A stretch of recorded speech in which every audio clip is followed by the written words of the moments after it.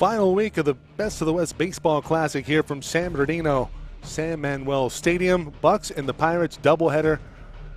First pitch pushed back to 4:30 p.m.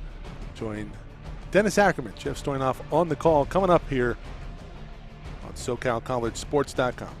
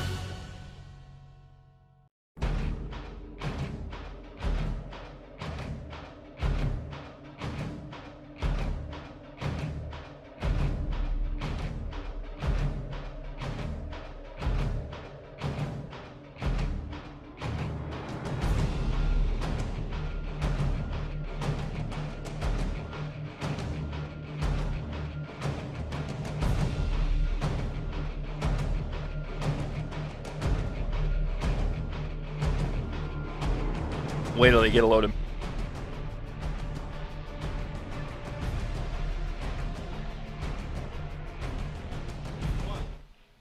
Digital downloads of select games from the 2020 Best of the West tournament can be purchased through the Future Events Group website at www.futureeventsgroup.com/shop-digital. Relive all of the action from the Best of the West tournament by securing your own digital copy of your favorite game today.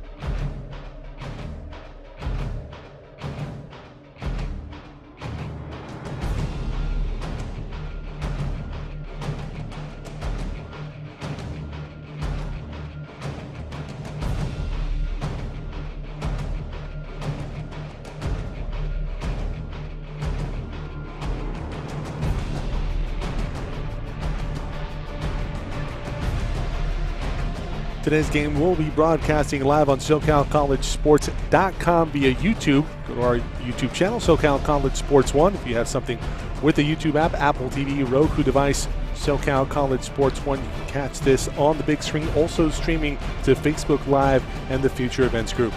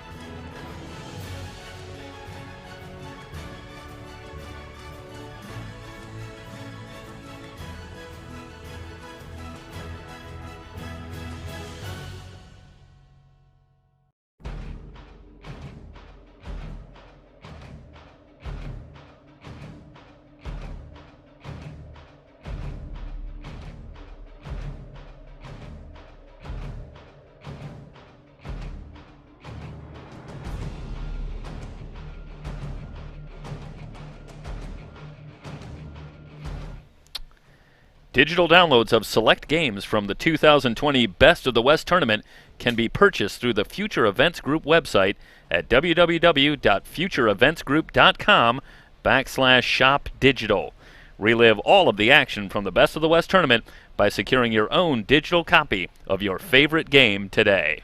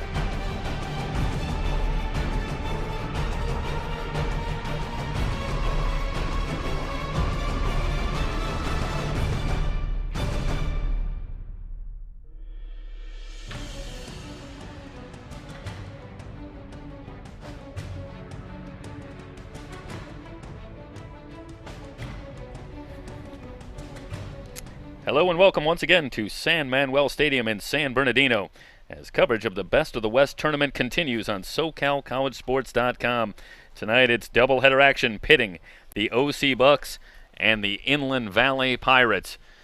And a pleasant good evening. Jeff Stoynoff joined by Dennis Ackerman here from San Bernardino. And Dennis, we get set with a familiar matchup both in terms of the team level, the Bucs and the Pirates, but also on the mound as well. Mason McGarvey will start for the third time in 4 matchups against the Pirates on the mound for the Bucs, and then we'll see Ricky Tiedemann returning to the mound after a rough outing last weekend in his previous outing, as he will get the start against the Bucs. Yeah, we saw McGarvey last weekend. He was very impressive in the 2 innings that he pitched. No hits, no runs, didn't walk anybody, and struck out 4 of the 6 batters he faced. Yeah, my memory of McGarvey is that he has struggled slightly at the outset, but gotten better and better as this tournament has gone on, really reaching a near scary level in his last couple of outings where he has just been dominating on the mound. He gets the start here, and he will work to DeAndre Smith, Cam Guangarena, and E.J. Andrews in the first inning. First pitch, low and inside, and we are underway. As we said, McGarvey, no stranger to the Pirates. This his third look at this Pirate lineup.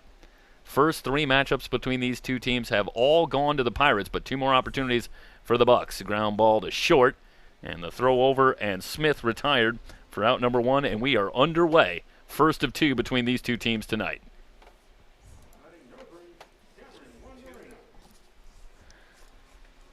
Try to set the defense for you beyond McGarvey on the mound. Chad Castillo starts in left, Damon Keith in center, Cole Pofek in right as Guangarena digs in from the left side. Rapetti at third, Harrison Spahn at short, J.J. Cruz at second, Nick Hansen at first. The left-hander McGarvey ready. Here's the pitch to Guangarena. Fastball on the outside corner. You have to say, Dennison, you have been here for literally every game. And we have been here since the outset of this tournament as well.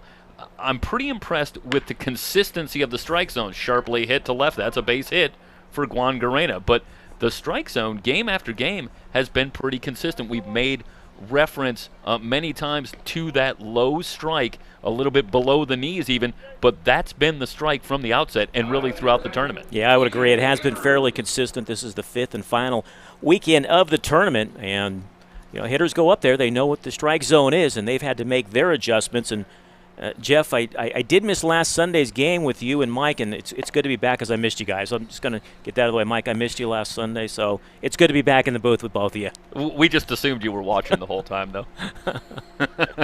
We always do that. A ball and no strikes to Andrews as Guangarena takes a short lead from first.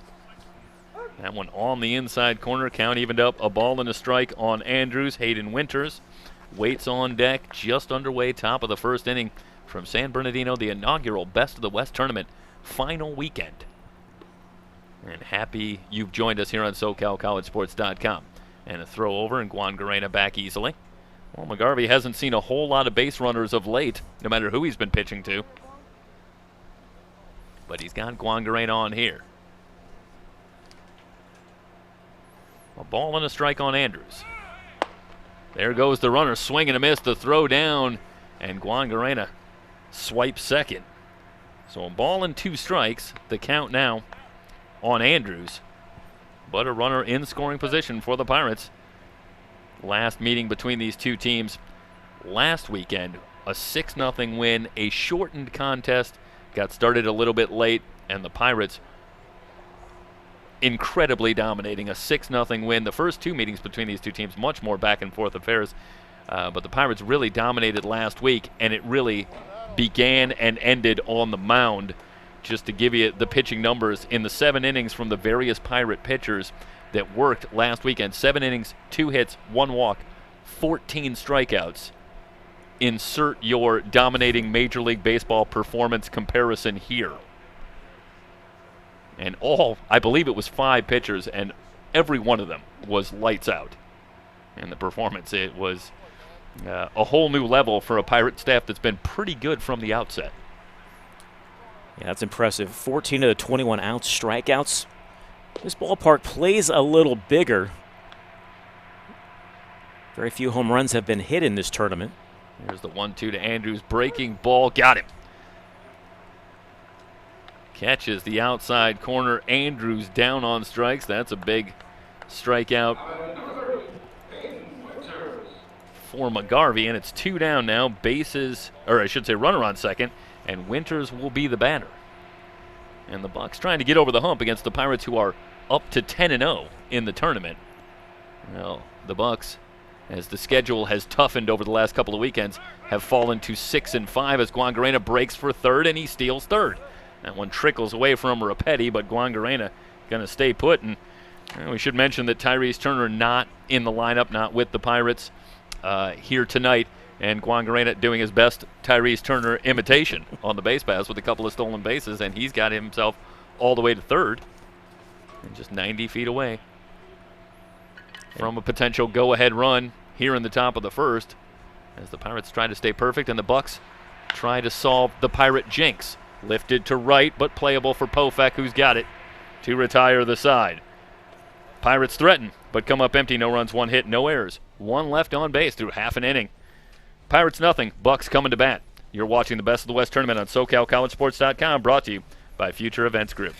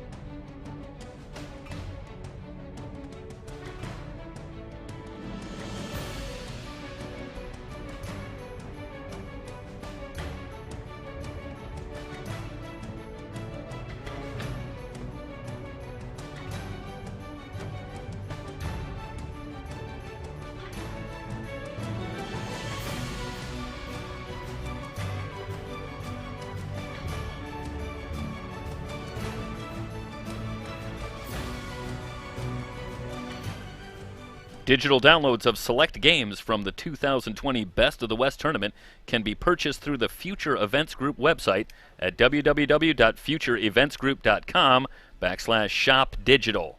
Relive all of the action from the Best of the West tournament by securing your own digital copy of your favorite game today.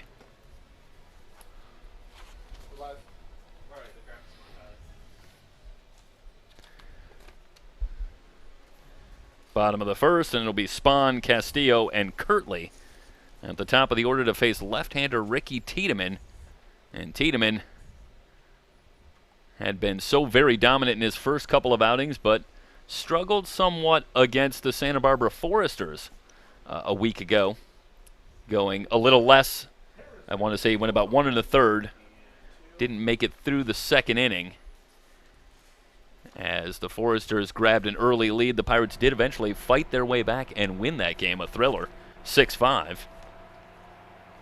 On a base hit in the bottom of the ninth by Jared Thomas, but not before the Foresters had grabbed a lead against Tiedemann, and that's certainly an impressive achievement in and of itself. First pitch to Spahn is outside for a ball. So let's see how Tiedemann bounces back for the Pirates here today against a familiar foe. As Tiedemann back on the mound against the Bucs. This is his second appearance against the Bucs. Spahn had a good cut and fouled it straight back. And in the vernacular of Hawk Harrelson, just missed it. Jeff Tiedemann actually went 2 1/3, gave up 3 hits, 3 runs, all earned. They walked 2, struck out 3, but he also hit 2 batters. So that was the worst performance we had seen from him up to that point. Yeah, the only time we've really seen him struggle with control. This one hit hard to left, but a great stab by Lyon in front of the track to rob Spahn of extra bases. This one hit right on the screws. You can't get a much better beat on a pitch than Spahn had there, but Lyon moving back. Tremendous catch. And the Webb gem robs Spahn. 1 down, bases stay empty. I mean, you could make the case Tiedemann, until his last outing, was perhaps the most impressive pitcher we've seen here in this tournament. First pitch tails inside. Yeah, the story for Tiedemann, unlike the first couple of outings, was a struggle with control. He was getting behind hitters, and really the Foresters, as much as they hit him hard, really just took advantage of walks and a hit batsman to push a couple of runs across the plate and grab the early lead. As you said, made it into the third inning, went 2 in the third. I couldn't remember if it was the second or the third inning. But, yeah, Tiedemann had intended, the intention was for Tiedemann to go a little bit deeper in the game, but the Foresters really knocked him out before Charlie Reynoso wanted to make the move. Lifted down the left field line. Lyon again on the run, but can't come up with this one in foul territory. So 2 balls and a strike, and Castillo will return. Jackson Lyon in left, E.J. Andrews in center, Caden Connor in right, Matt Attino, the third baseman, DeAndre Smith at short, Jordan Koo at second, Hayden Winters at first, Connor Burns behind the plate, and left-hander Ricky Tiedemann on the mound. And of course, a lot has been made of Tiedemann's future plans, which we suspect involve going the pro route. Right now, he is slated to head to Long Beach City College to keep himself eligible for that path. Coach Casey Crook. 3 balls and a strike. Dynamite drop in, Mike. On the outside corner. Good location, and the count goes full on Castillo. You know, gentlemen, we had the big names on Saturday last week versus the Foresters, but how about the pitching on Sunday for the Pirates? Jeff, you were talking about their line, and Brett Garcia was fantastic. Yeah. I mean, the scary thing was Garcia started out and was tremendous, and it just kept on going from there. I mean, one after another, and everybody was incredible against a Bucs team that has hit the ball well throughout this tournament. I was talking with coach for the Pirates, Charlie Reynoso, before the game. He was talking about Brett Garcia and how impressive he was last week. His first outing at this tournament, 88 miles an hour. Last week, hit 92, and that's gonna build the credibility with those scouts that are in the stands right now and throughout. Would he give the stripes answer and be like, "I'm pacing myself, Sergeant"? Start out at one speed, and I'm building up. We're going to cut to a scene of him doing a bunch of push-ups. Full count on Castillo. Tiedemann ready. Here's the pitch. Bouncing ball, and it's through for a base hit. So Castillo, a 1-out single, and the Bucs have a base runner. And the Bucs seem a little more dialed in against Tiedemann, at least through the first couple of at-bats, as Castillo does a nice job there, handling the breaking ball from Tiedemann for a base hit after Spahn hit a rope.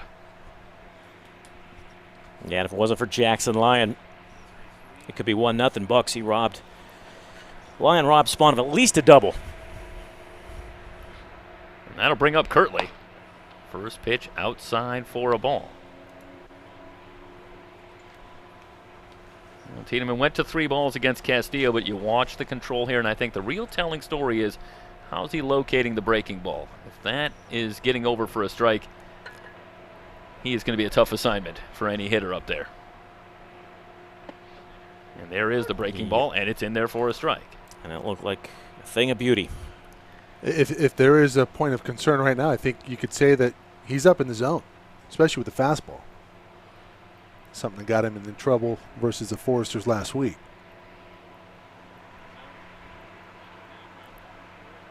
From the stretch, Castillo away from first. The 1-1 pitch, a wave and a miss. Looked like Tiedemann pulled the string there a little bit on Kirtley and had him out in front. Pulled it then some as well. Kirtley way out in front. A ball and 2 strikes. Now the count with Damon Keith waiting on deck. You get a good look at Christian Kirtley, who's actually appeared for the Pirates as well earlier in the tournament. 2 balls and 2 strikes before moving over to the Bucs last week. Jeff, have we learned throughout this tournament, the rules very lax Summer League baseball. Yep. I don't quite know what you're going to get when you see a pitcher pitching to his own team. You know you're at a showcase. Here's the 2-2. Just outside a ball. So second consecutive full count, and Bucs being a little more patient against Tiedemann. And how much of that is their own adjustment upon seeing him, and how much of that is maybe how is this guy locating his pitches? Maybe want to see if he's able to get some stuff over. See if they put the runner in motion. And that misses outside. So Kirtley with a 1-out walk. Runners now at first and second. Still only 1 out. And that'll bring up Damon Keith.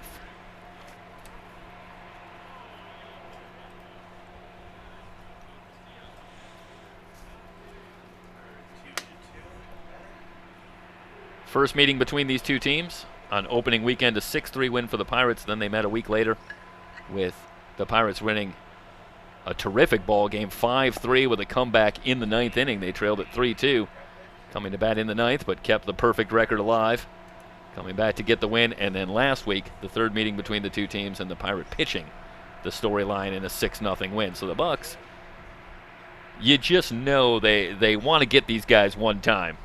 Like we're seeing these guys over and over again. Let's get one. Well, we know it's Summer League, but they're all competitive. Yep. And they do not want to.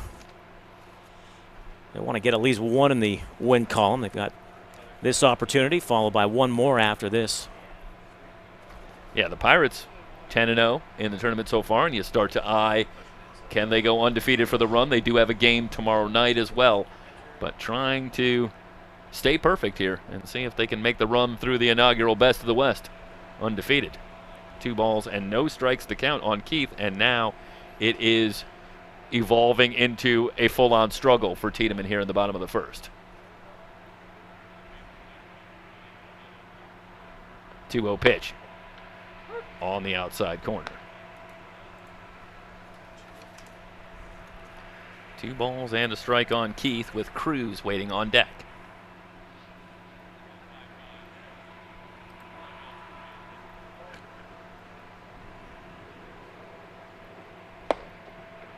High fastball, and Keith does a good job of laying off. And, you know, against Ricky Tiedemann, you hope that maybe he's missing with that slider and not able to locate that pitch. And then I think you have to lay off that high fastball. It's out of the zone. It's hard to do. But you need to be able to take that pitch. If you're going after that pitch, it's going to be a long night at the ballpark. And there is the swing and the miss at the high fastball. And it is just not a pitch that's going to be easy to catch up to. No. You see here, Keith gets the green light on 3-1. Full count. And another lengthy at bat. Payoff pitch, fouled away again. Well, you wonder, I know, as these games have moved on, they've moved more and more toward closer adherence to standard rules. But is pitch count a factor here? And if nothing else, is pitch count a factor here for how long they want Tiedemann to go in the game? He's throwing a lot of pitches so far here in this first inning. Absolutely. Payoff pitch. At the knees, cold, strike 3. And Tiedemann fans Keith for out number 2. And you can't locate it a whole lot better.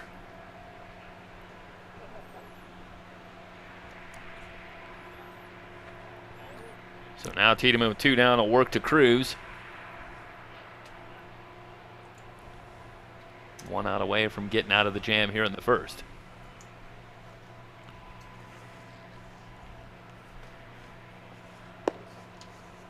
First pitch low to Cruz.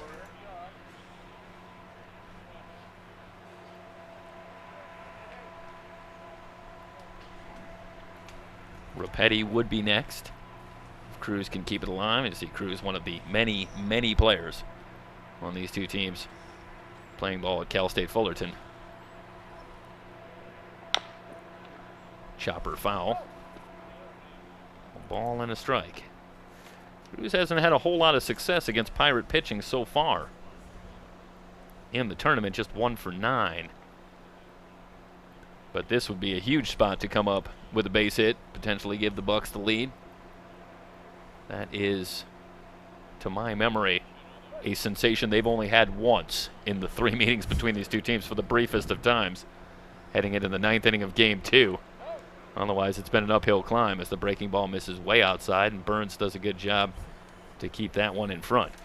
Yeah, you wonder if they can jump out to a lead just from a mental perspective, playing with a lead instead of trying to play uphill in these first 3 games.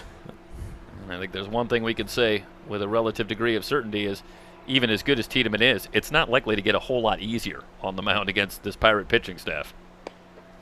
A wave and a miss. And Cruz now with a 2-ball and 2-strike count.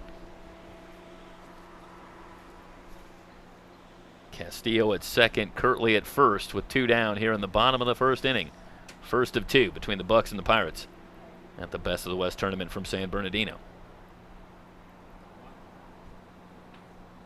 Tiedemann ready. And Cruz stays alive.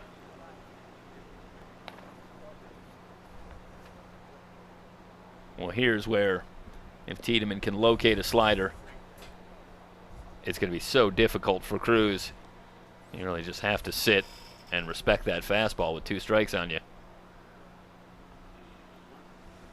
See how Tiedemann elects to work.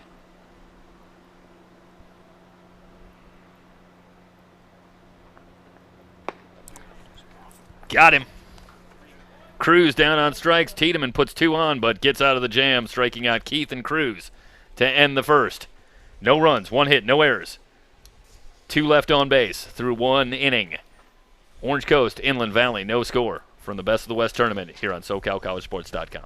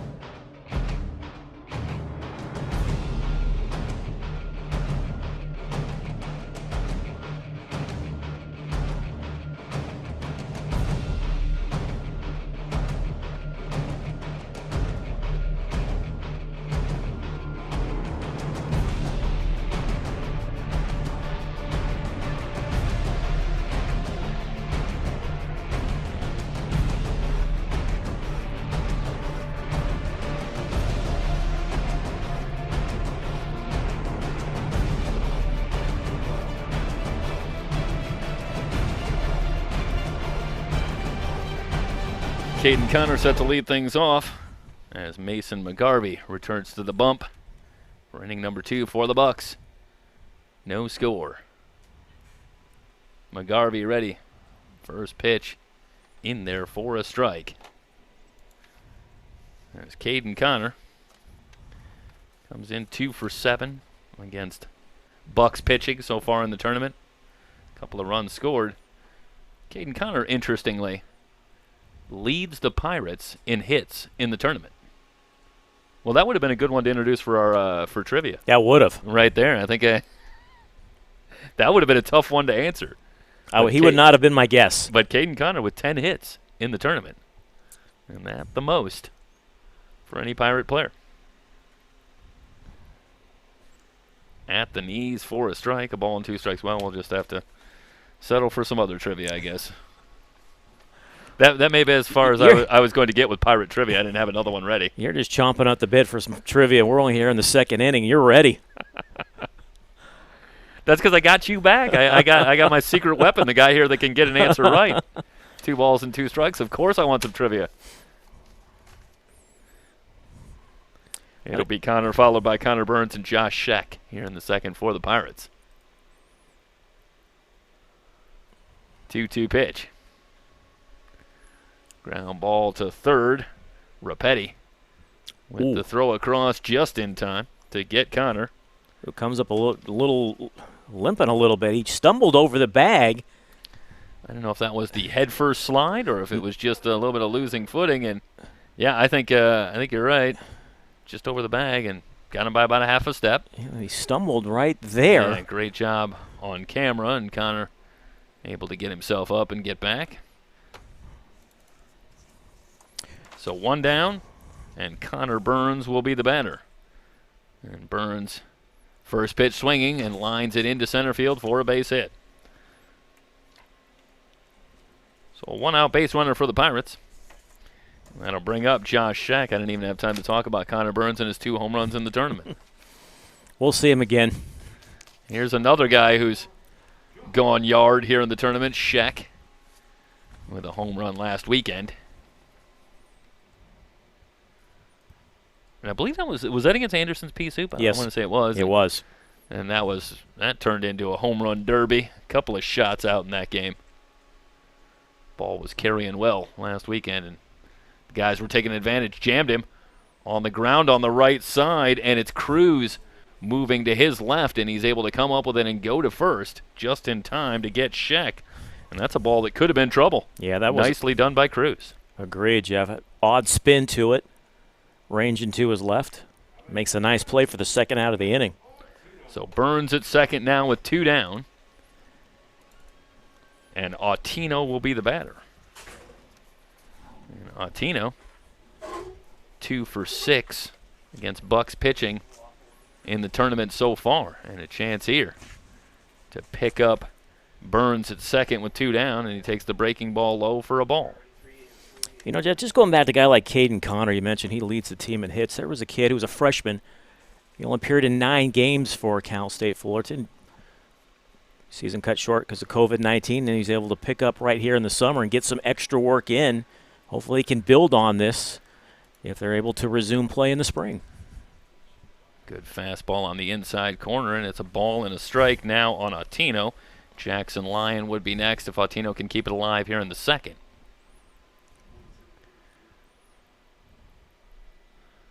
McGarvey with a look, now he's ready. Bouncing ball, and it's going to trickle foul. Just wide of third, a ball and 2 strikes.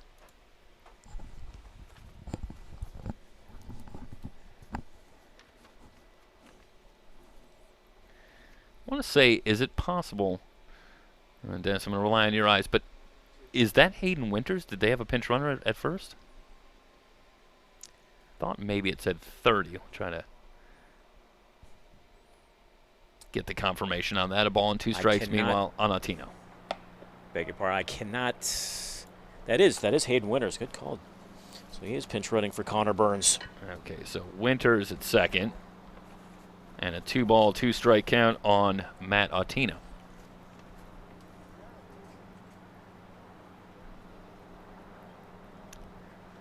McGarvey from the belt. Here's the pitch. Fastball misses inside. Jeff, there's just another example of Summer League baseball. Winters flied out to in the first. Now he comes on as a pinch runner here in the second. Yeah, I don't think catchers do a lot of running. No. I think they want to keep things moving, and so I think Connor Burns probably back getting the pads on, I suspect. Here's the 3-2. Martino swings and fouls this one back and out of play. Especially in this weather, 94 degrees at first pitch. Although cooler this weekend than last weekend. We were topping out, what, in the mid-100s? Yeah, this is a cold snap. We were under 90.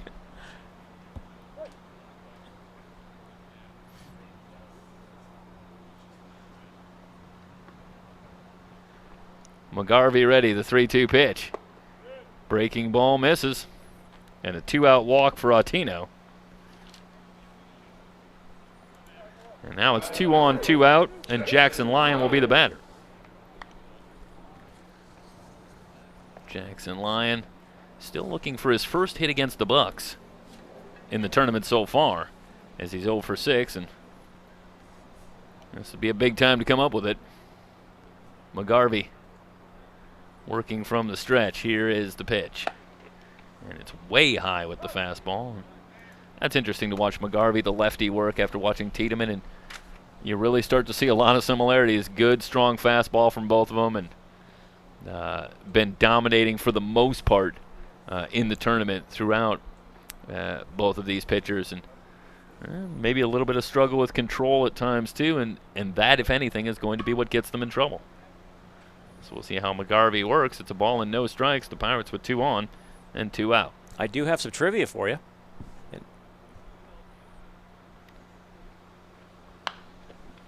Good cut, and he fouls it away. A ball and a strike. Well, And it relates to Jackson Lyon.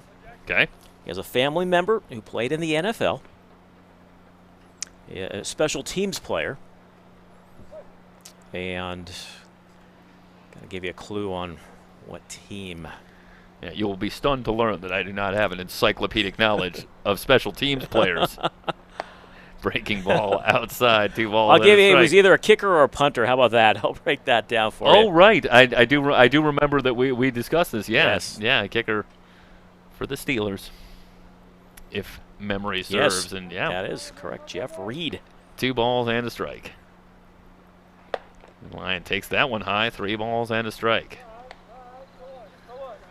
Jordan Koo waiting on deck for the Pirates. As McGarvey tries to keep it a scoreless game, we're just in the top of the second. First of 2 between the Bucs and the Pirates. 3-1 pitch. And the fastball up and in for ball 4. Bases loaded now, and McGarvey really struggling with his control with the fastball. Yeah, great. He can't. Home plate dancing around on him right now through the first inning and 2/3. But Well, this was similar to an outing against the Pirates earlier in the tournament with McGarvey on the mound, where he went through the first inning and a third, inning and 2/3, relatively smoothly, and then all of a sudden it was a couple of walks and a hit and the Pirates getting on the board, but it happened just that quickly, and it started with some trouble locating his fastball. No balls and a strike to Koo. if he can get Koo here, he gets out of the bases loaded jam with no damage. Big opportunity for Koo. Playing ball at Orange Coast College. And the fastball up for a ball. 1 ball, 1 strike. On second baseman Jordan Koo. We've also seen him in the outfield as well in this Yep. tournament, Jeff. Yeah. A lot of versatility up and down the roster. Players playing not just simply different positions in the infield or outfield, but moving back and forth between the infield and the outfield. Breaking ball in there for a strike, and if there's one thing right now working for McGarvey, he has been able to locate the breaking ball this inning, and we'll see how he elects to work to Koo with a 1-2 count. And there is McGarvey, the left-hander. 1-2 pitch. Koo tried to hold up, but he went around. It gets away from Shell, but Shell able to recover, and that'll do it for the inning. Koo down on strikes, and McGarvey out of the jam. No runs, 1 hit, no errors, 3 left on base.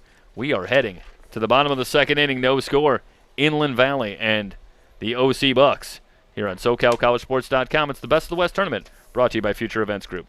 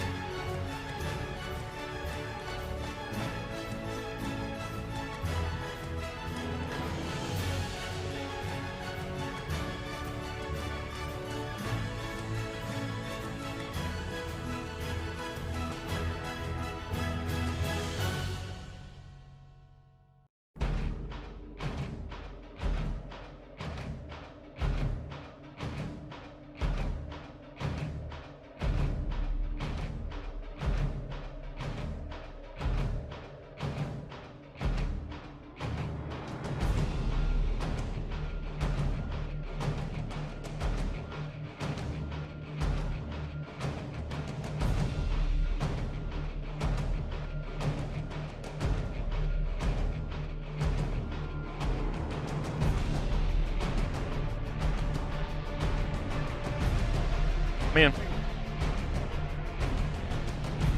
Digital downloads of select games from the 2020 Best of the West tournament can be purchased through the Future Events Group website at www.futureeventsgroup.com/shop-digital. Relive all of the action from the Best of the West tournament by securing your own digital copy of your favorite game today. Rapetti, Pofek, and Miller due up against Ricky Tiedemann here in the bottom of the second inning with the Bucs and the Pirates. No score from San Manuel Stadium here in San Bernardino. Well, Rapetti's on the slate to close this one out on the mound, as the Bucs have furnished us with the pitching rotation for Game 1. And Rapetti was on the mound back in the second meeting between these two teams, trying to close it out when the Bucs had the brief 3-2 lead through 8 innings, but the Pirates were able to fight their way back and eventually win that one 5-3. But Rapetti, one of not too many players that we've seen in this event playing both a position and also pitching. There's been a couple, but not a lot. Here's the 1-1. Fastball outside. Well, his freshman year at Cal State Fullerton, he not only played in the field, but he pitched as well. He made 3 pitching appearances, 6 innings, and ERA of 3. He swung the bat well against the Pirates so far in the tournament, 2 for 6 with a walk. Breaking ball misses for Tiedemann. Now 3 balls and a strike, and the pitch count continues to move right along for Ricky Tiedemann, as the Bucs have done a great job staying patient in the early going here against Tiedemann. 3-1 pitch. Fastball up and away for ball 4, and a leadoff walk for Rapetti. That'll bring up Pofek. Pofek just joining the team last weekend.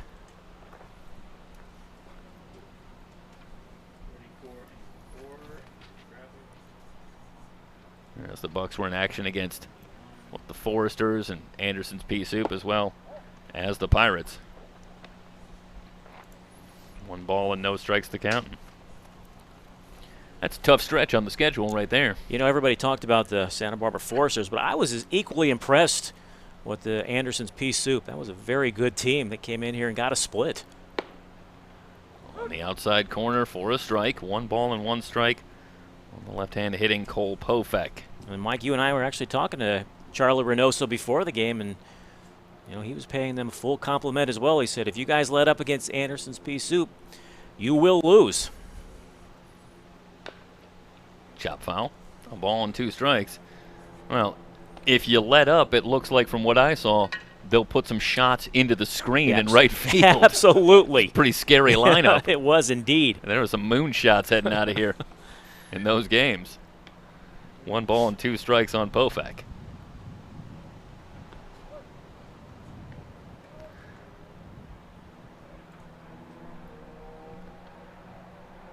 There's the runner at first. Here's the pitch, and the breaking ball misses outside. 2 balls, 2 strikes. Pofek already distinguished himself in the field with a couple of outstanding plays last weekend. He's 0 for 2 against Pirate pitching in the tournament so far. There goes the runner. Swing and a miss, or did he tip it? And they say he did tip that ball, so the runner will return to first, and the count stays at 2 balls and 2 strikes. Get a look at the replay here, and hard to tell from that angle, but you're not going to get a much better view of the play than the home plate umpire. I think as he watched that replay, that's the one thing I could take away from that replay, is I don't know how much better of a look you can get. About 2 feet away. 2-2 pitch. And Pofek just reaches out, fouls this one away, stays alive against Tiedemann. Looked like he was fooled by the breaking ball. A nice job, though, like you said. Just got a piece of it to keep the at-bat alive.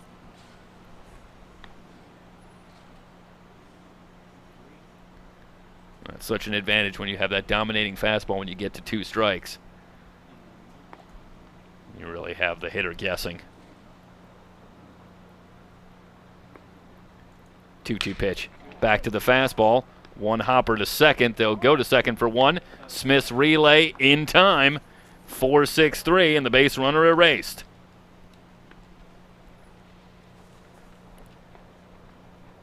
Well, this one maybe just off the end of the bat, but a great job up the middle. Koo and Smith. And while we're passing out defensive accolades, I think you have to be very impressed with Jordan Koo in the field. We talk about the great throw that he made that was one of the highlights of the tournament, getting Marsh, trying to advance to third, but he's been very smooth, very solid, as you mentioned earlier, both in the infield but also in the outfield as well. And that was another very good play. Yeah, agreed. Very versatile player. Has held his own, whether it's been in the outfield or, like you said, Jeff, in the infield as well, making the nice turn right there. To quickly 2 gone now here in the second. And you get a good look at Max Miller at the plate and the fastball from Tiedemann outside. 2 balls and no strikes. That's interesting, I think, for a guy like Tiedemann, and you see this at every level of baseball. When you have the dominating stuff, sometimes, you can try to be too precise. You can kind of get into trying to strike people out because you're so good at it. Meanwhile, Latino with a struggle on the ground ball off the bat by Miller, and this will go down as an error as Miller is safe at first with 2 down, and Shell will be the batter. But sometimes if you just put the ball over and you got a good defense behind you, that can do wonders, both in terms of continuing to get outs, but also maybe for your pitch count overall as well. Line drive and up again, the that's line, the kind of thing fair that you ball. see at every level as we take Marsh you back rounding to earlier first in the tournament, and here is the play that we're talking about. And you see coming right at you, and the throw from Koo, the tag by Modlin and Marsh. And you see at the end of that replay, I think Marsh can't believe it. We couldn't either. No, we couldn't either. He said, how am I out here? This looked like I was going to make it easily. No balls and a strike now on Shell. But the Pirates doing a great job in the field, as they really have done throughout the tournament. 0-1 pitch to Shell. High pop fly, shallow right, and Connor will take it to retire the side. No runs, no hits, 1 error, 1 left on base. We're heading to the 3rd inning, no score. The IV Pirates, the OC Bucs. It's the inaugural Best of the West tournament from San Bernardino here on SoCalCollegeSports.com, brought to you by Future Events Group.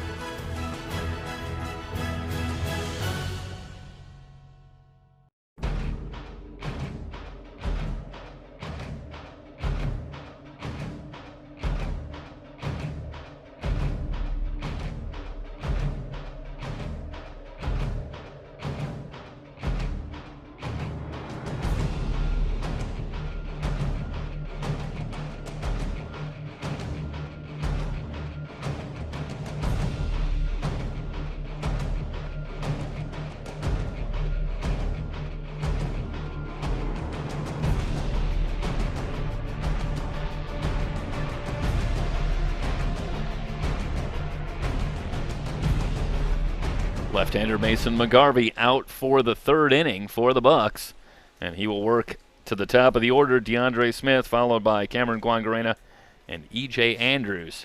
No score, Inland Valley and OC here from the Best of the West tournament.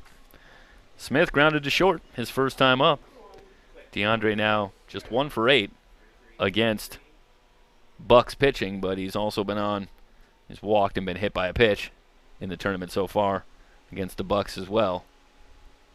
And so many of these Pirate hitters manage to find their way on base, whether it's through a base hit or some other way.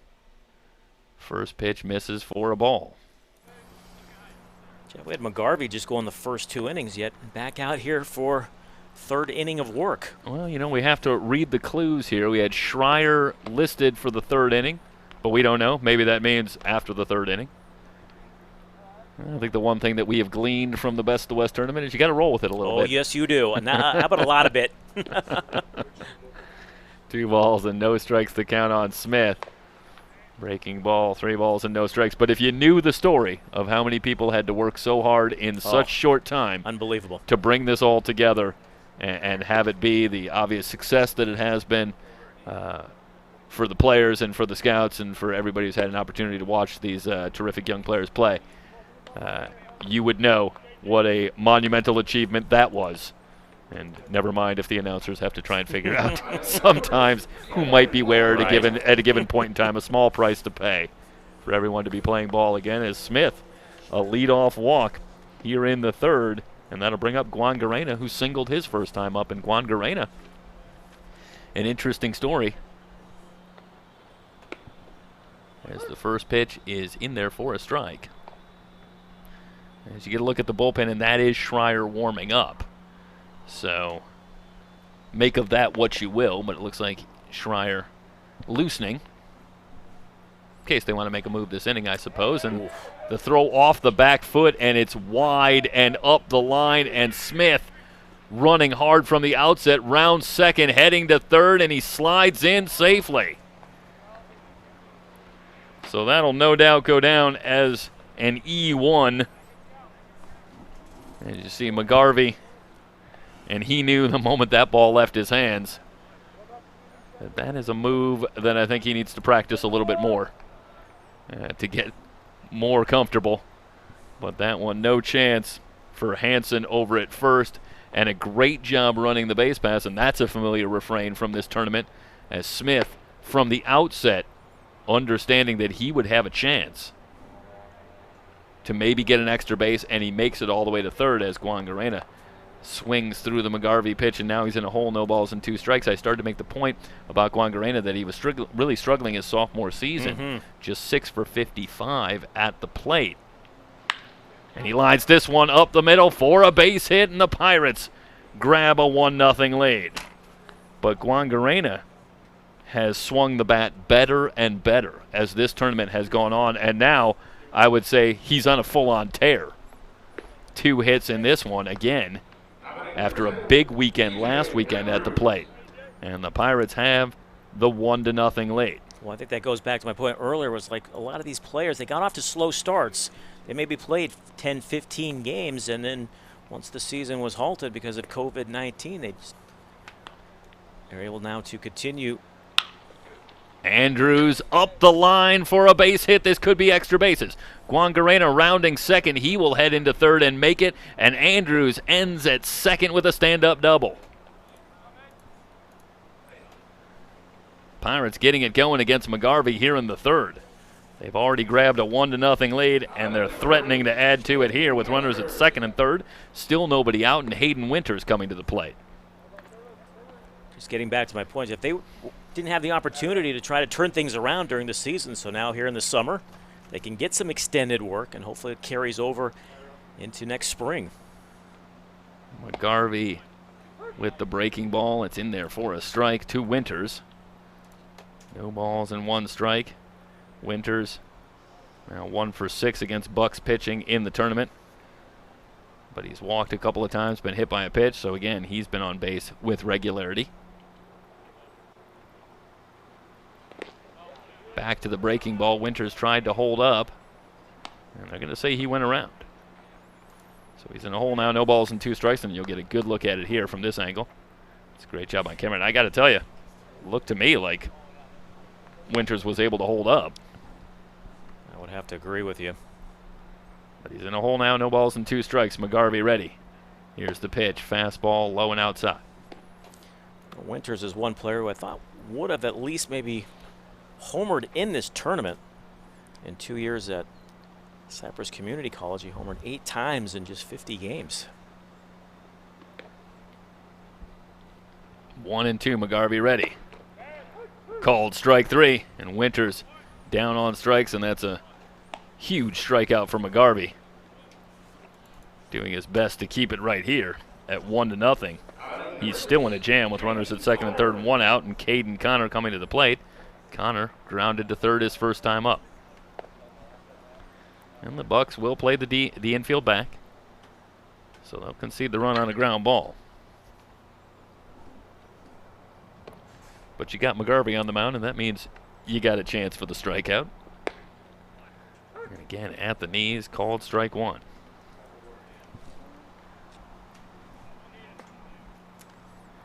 Well, after some struggles with control, that's, I want to say, 4 straight strikes for McGarvey.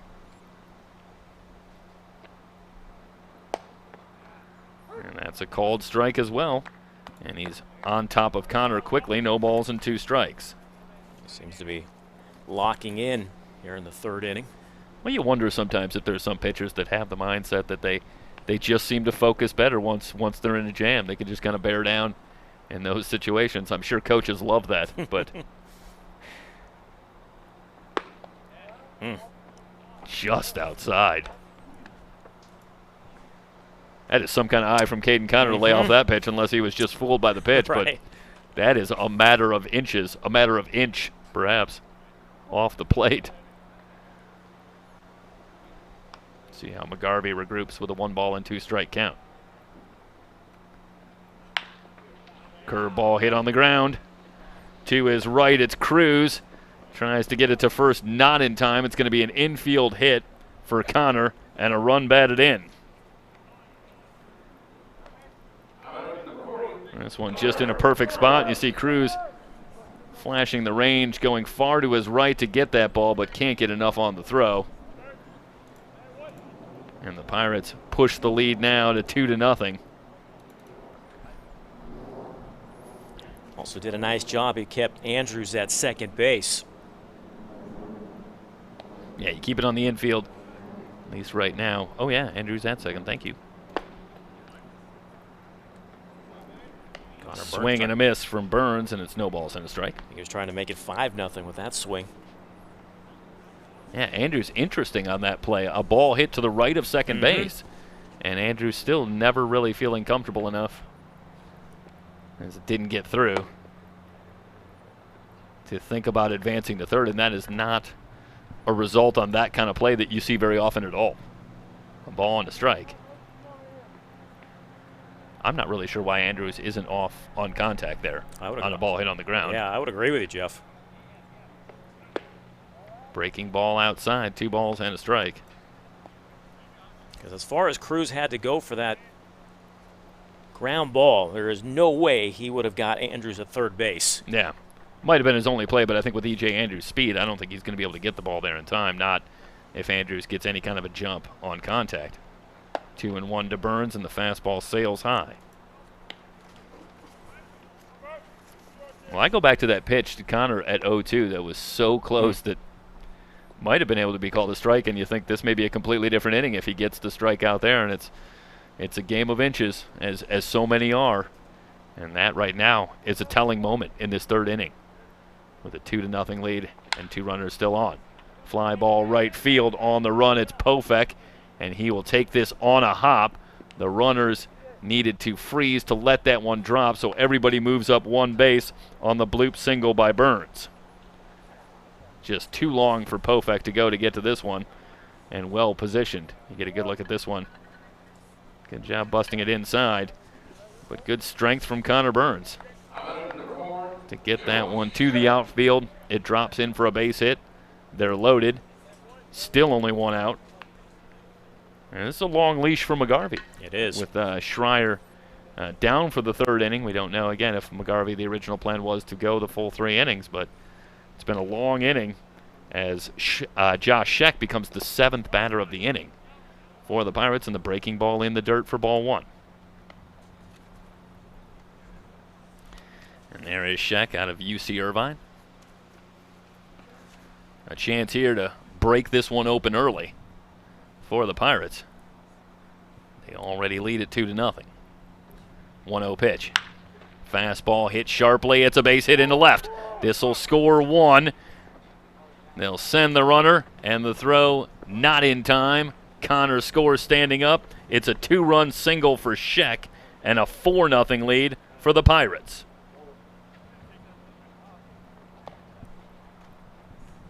And they'll roll the inning as the Pirates send 7 to the plate and put a 4 spot on the board. We're heading to the bottom of the third with Inland Valley on top of OC 4-0 at the inaugural Best of the West tournament from San Bernardino here on SoCalCollegeSports.com, brought to you by Future Events Group.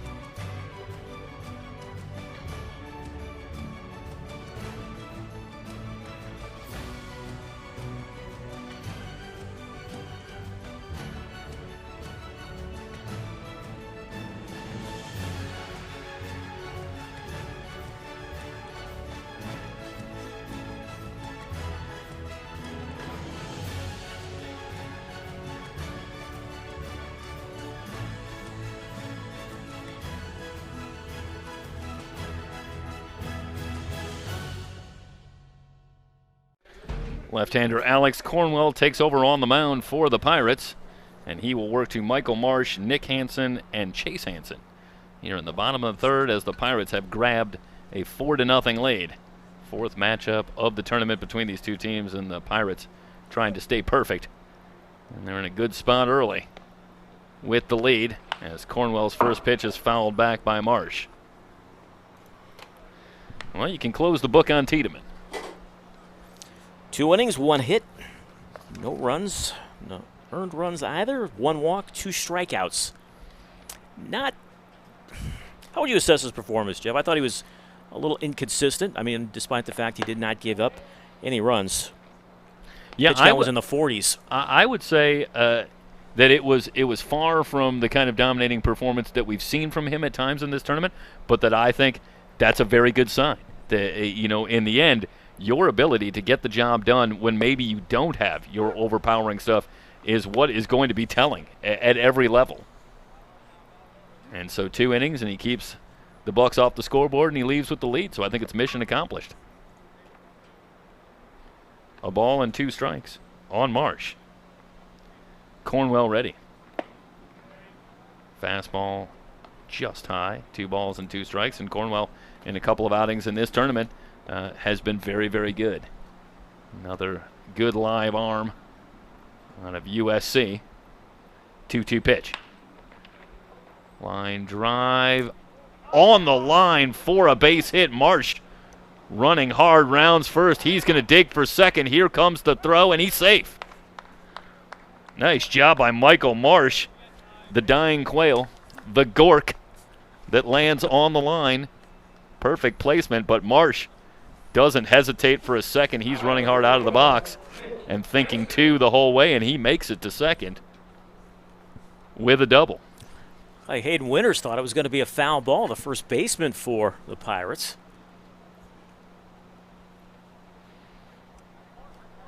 Well, Bucs got their work cut out for him, and let's see, this is a start for him. That'll bring up Nick Hansen. And a big cut at the fastball from Cornwell. No balls and a strike.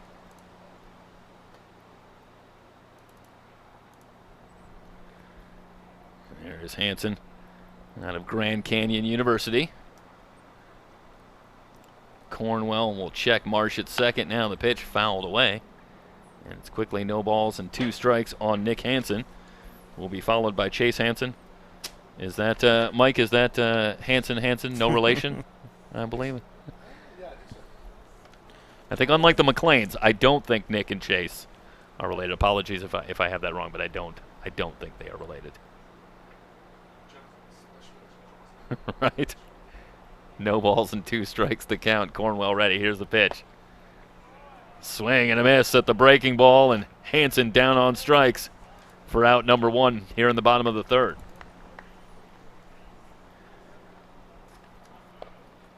Well, Dennis, the curveball maybe a little up in the zone, but Hansen swings through it anyway. First out here in the bottom of the 3rd, and that'll bring up Chase Hansen. Jeff Cornwell is your kind of guy, drafted in the 37th round by your Cubs in the 2017 Major League Draft. I suppose that would be... He spurned your Cubs for USC Trojans. What a thrill that would be. Well, you know I don't understand that, but I'll just have to let it go. But something you have to learn to live with. What a thrill it would be to play at Wrigley, wouldn't it, one day? Oh. Throw down as the runner breaks for 3rd, and March is going to be gunned down at 3rd for out number 2 here in the 3rd inning, I should say. And the threat now largely goes away. It's 2 down, bases empty, and a count of 2 balls and no strikes on Chase Hansen. And this was not terribly close at 3rd. Burns with a good throw, and they had Marsh by probably better than a step at 3rd base. Fastball outside. Now Chase Hansen way out in front. 3 balls and no strikes. And you try to make something happen if you're the Bucs, and ultimately in this situation appear to run themselves out of an inning. At the knees. 4 strike 1. 3 balls and a strike on Chase Hansen. Mario Tostado scheduled to bat next for the Bucs here in the 3rd. 3-1 pitch. Back to the screen. That was heading right back our way were it not for the screen. Got your glove ready? I keep on forgetting to bring it. What do you need a glove for when you're hiding under the table when a ball comes near you? Exactly. Even if I had one, I don't think it would be effective. Here's the payoff pitch from Cornwell. And Hansen fouls this one away.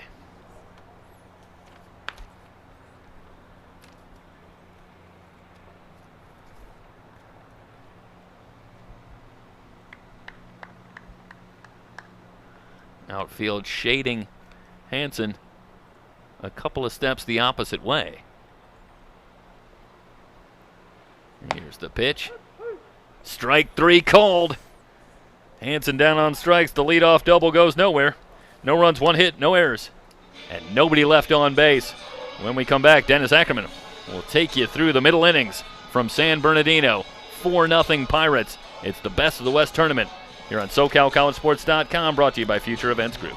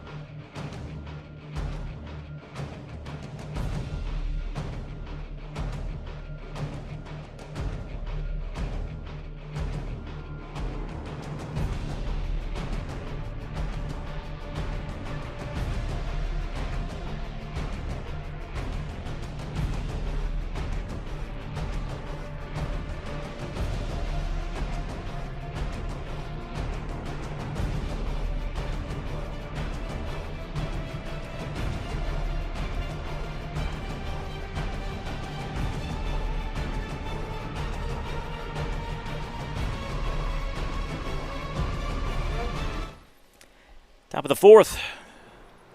Irish leading at 4-0. All 4 runs coming in the third inning.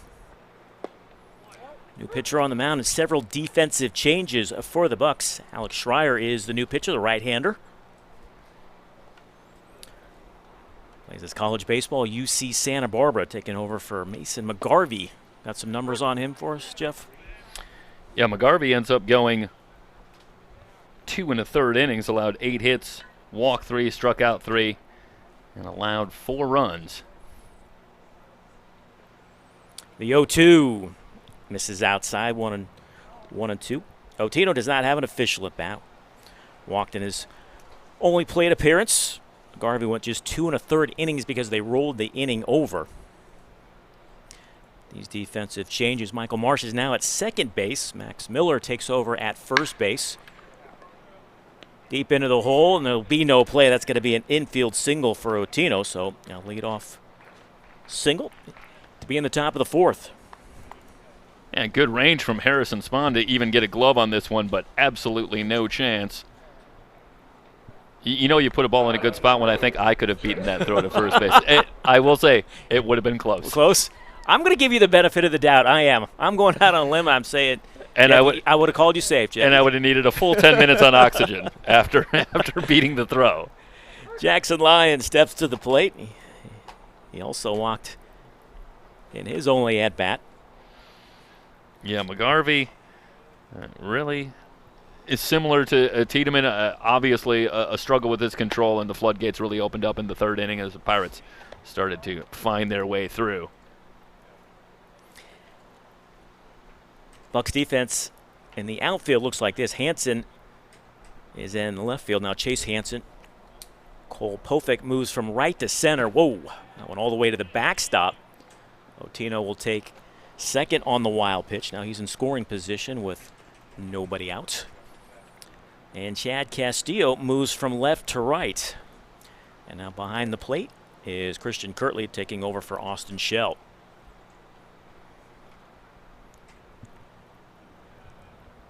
Schreier checks the runner, the 1-2. Leaning out of the way of it. Fastball high and tight.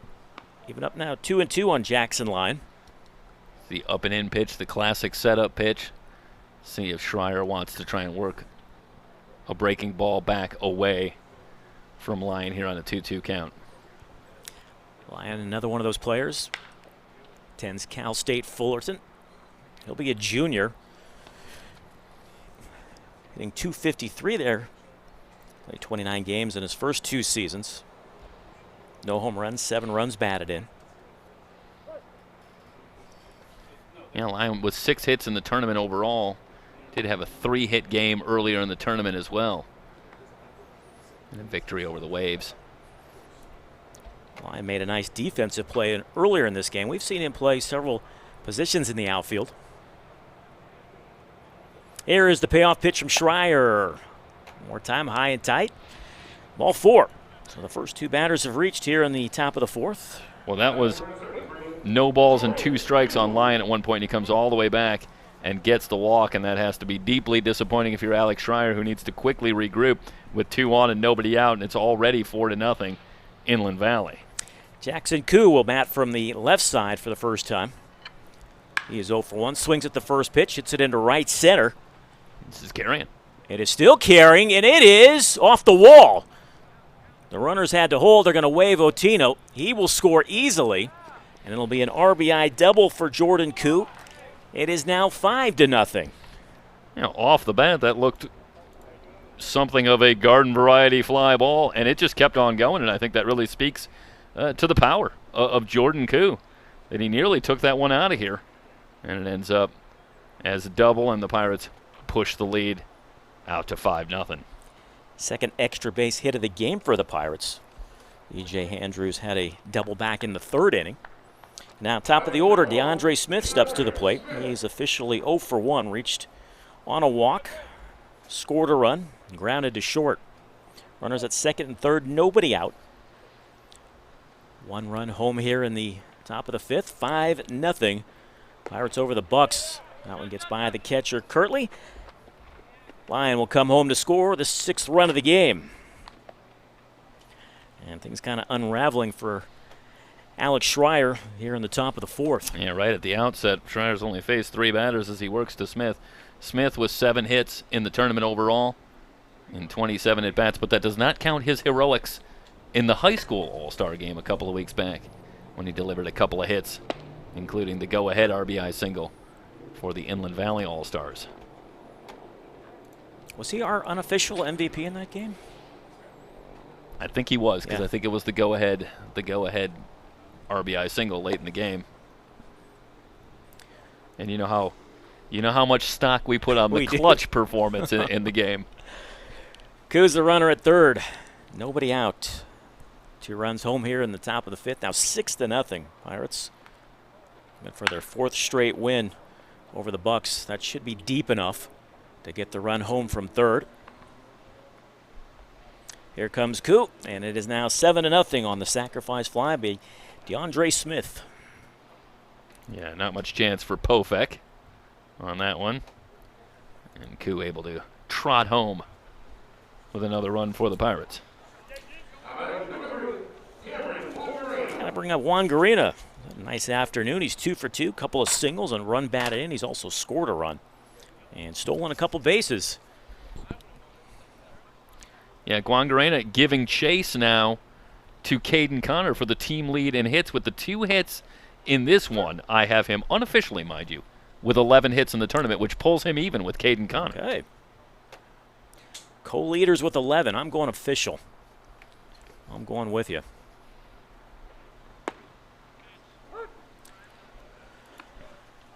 Pirates leading this one. Touchdown and an extra point. 7-0. 4 in the third, 3 more here in the fourth.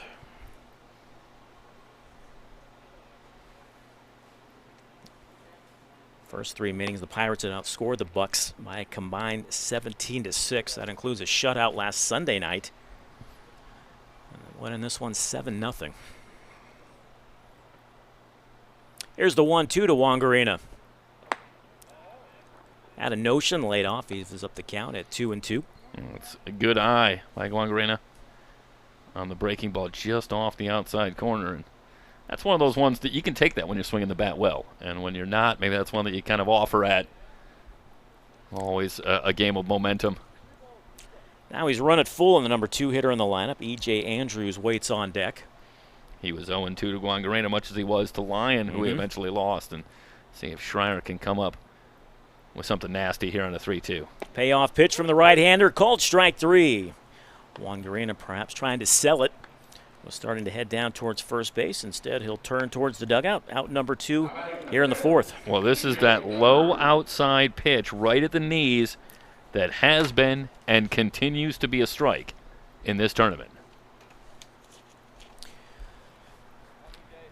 This will bring up E.J. Andrews, 1 for 2, doubled, scored a run, struck out, steps to the plate, 2 out, nobody on, 3 runs home here, 7-0. Pirates over the Bucs.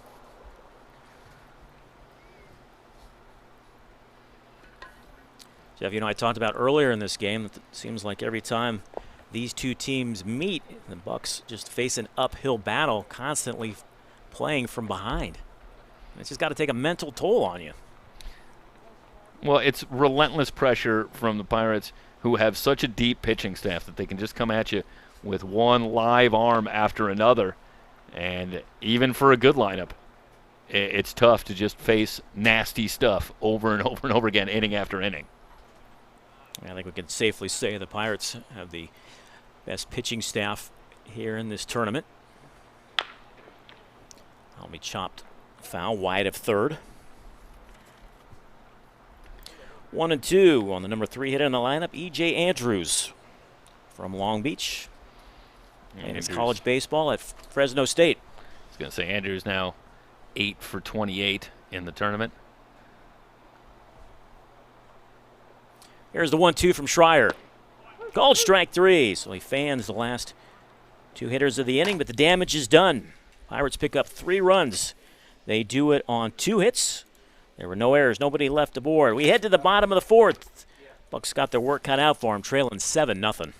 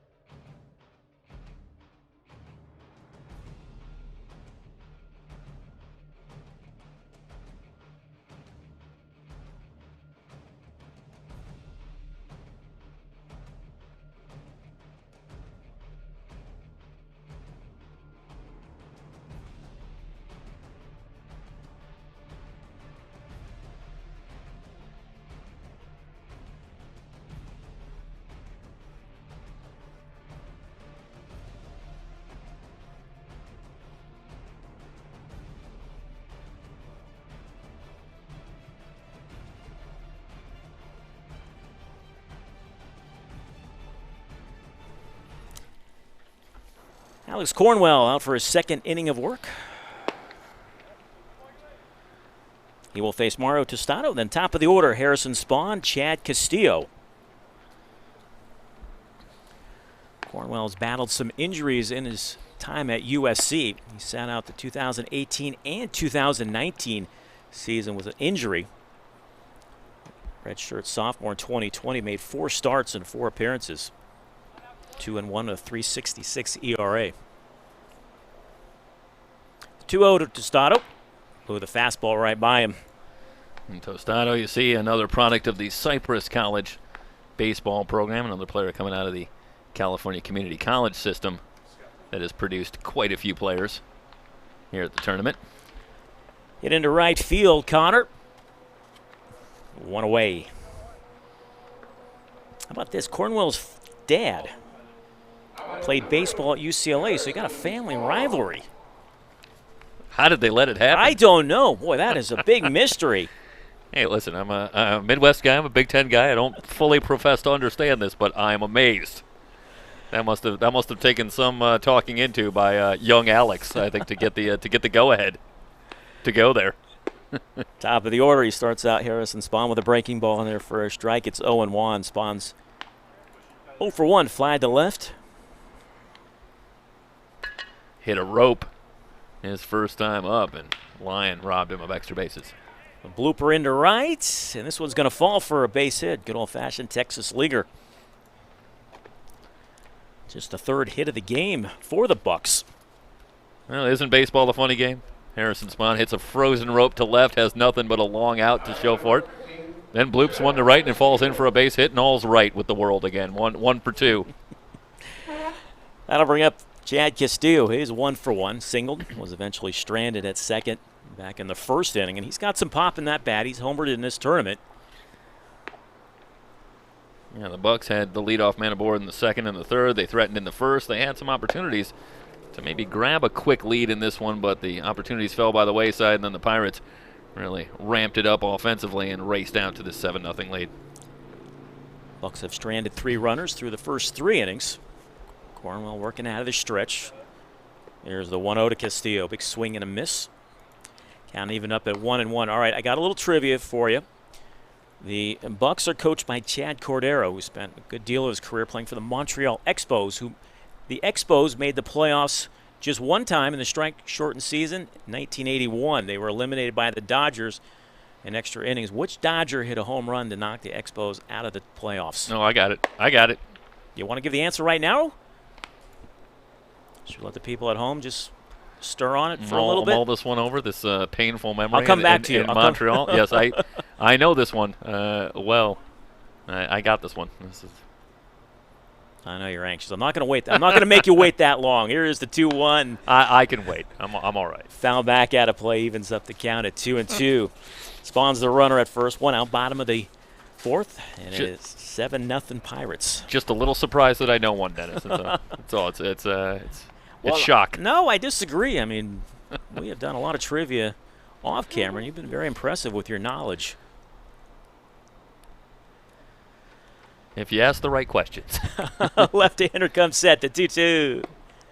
Breaking ball misses inside. He's run it full. Well, down 7-0. I don't expect the runner to be going from first, but we did see last inning, and Marsh, attempts. There is some unpredictability here, but on average, I would agree with you. I think the Bucs right now like to see if they could just put a couple of hits together and see if they can get something going. Here is the payoff pitch. Reaches for it. Down the left field line, a long run. It lands in foul territory. Jackson Lyon was out there as well as DeAndre Smith. Landed just out of the reach of both of them, so we'll do it all over again. Yeah, this is about a foot or 2. Just foul. And the Bucs could badly use a break or 2 here to fall their way. Christian Kirtley waits on deck.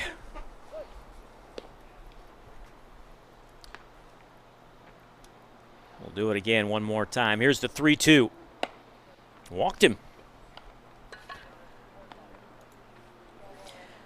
So that'll put Spawn at second. Castillo's aboard. Second time he's been aboard here this afternoon. That'll bring up Christian Kirtley. does not have an official at bat. Walked in his only appearance. Already seen in a couple of appearances for Cornwell that this is something of an MO for him. He will have a tendency to put some runners on base, at least as far as we've seen here in the Best of the West tournament, but then has a real ability to bear down and get himself out of jams and come up with big pitches when he's needed them. And that could be 2 right there.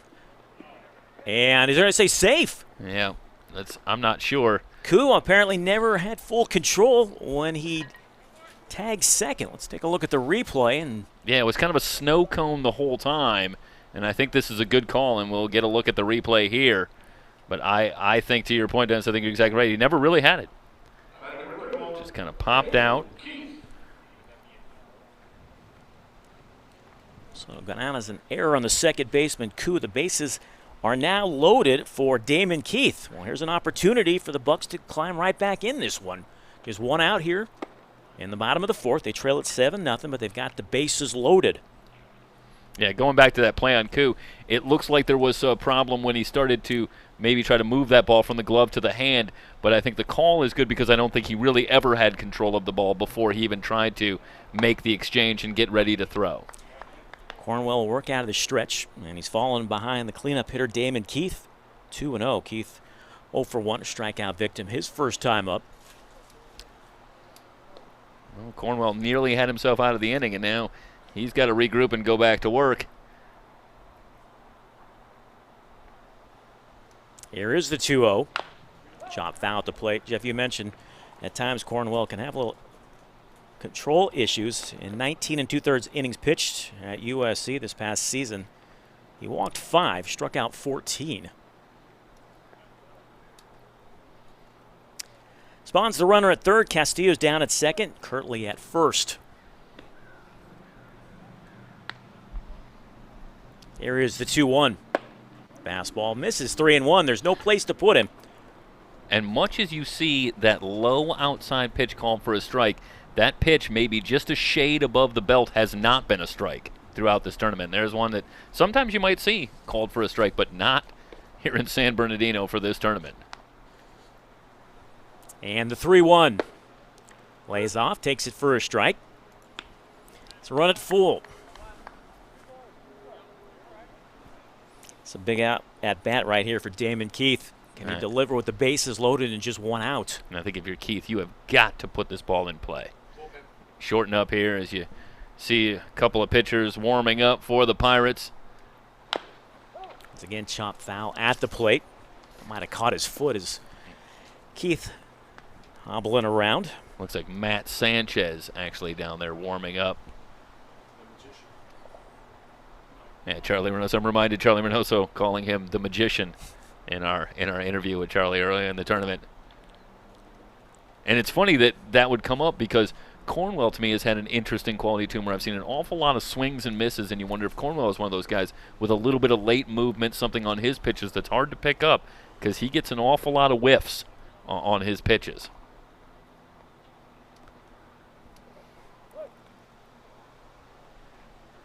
Left-hander comes set. And the payoff pitch. Swing and a miss. He struck him out. 2 gone now. Big strikeout right there for Cornwell. Well, I think if you're Keith, you got a pretty good pitch to handle there. That was about belt high down the middle, and Cornwell really just challenged him here and won this battle. I have to agree with you, Jeff. You gave him a good pitch to hit on. Keith just couldn't catch up with it. He's now 0 for 2. That'll bring up J.J. Cruz. He's also 0 for 1. Bases remain loaded. 2 gone. Starts him out with a fastball strike. 0-1. Curious to where Cornwell's hitting on the radar gun right now. And Cruz just 1 for 10 against Pirate pitching. Another opportunity here. He came up with a couple of runners on his first time up. Looking to try and get the Bucs on the board. The 0-1 to the lefty. Well, that is a nice play by Koo. He gets to it, but unable to make the throw. It's going to be an infield single. And the Bucs are on the board. Yeah, this is good range from Koo. And again, a little trouble making the exchange. That would have been a phenomenal play by Koo to end the inning if he could have made it. Never quite had it. And the Bucs get on the board.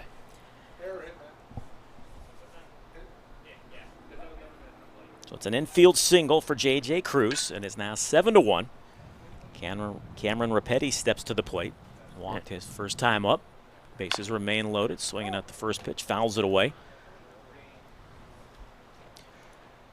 A lot of foul balls driven right into the dirt in front, and you wonder if Cornwell, it's hard to see maybe from the center field angle, but it looks like a little sinking action maybe on some of his pitches because he does seem to draw that kind of a hit quite a bit. And there's no issues with shadows yet. It's as we play at 6:03 p.m. Pacific.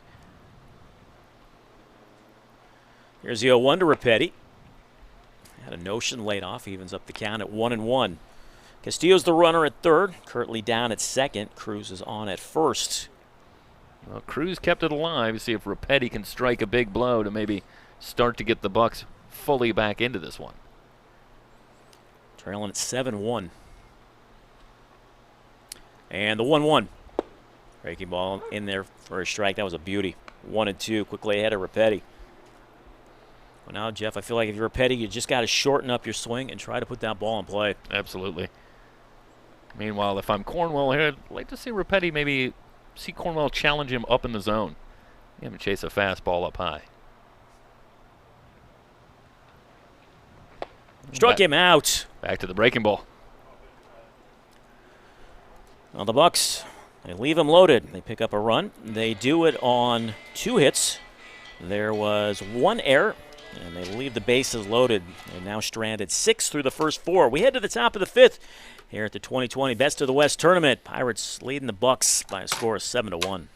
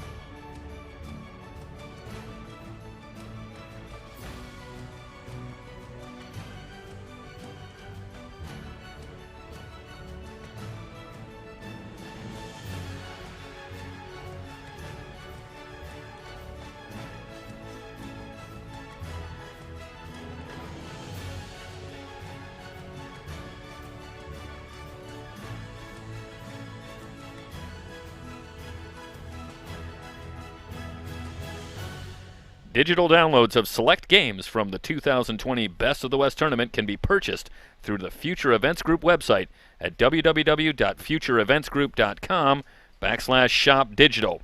Relive all of the action from the Best of the West Tournament by securing your own digital copy of your favorite game today. Top of the 5th, Hayden Winters, Caden Connor. Connor Burns will face Alex Schreier. Do you have a favorite game of the tournament so far? Oh, that's a great question. Give me time to think about that. And let me go back to the trivia question.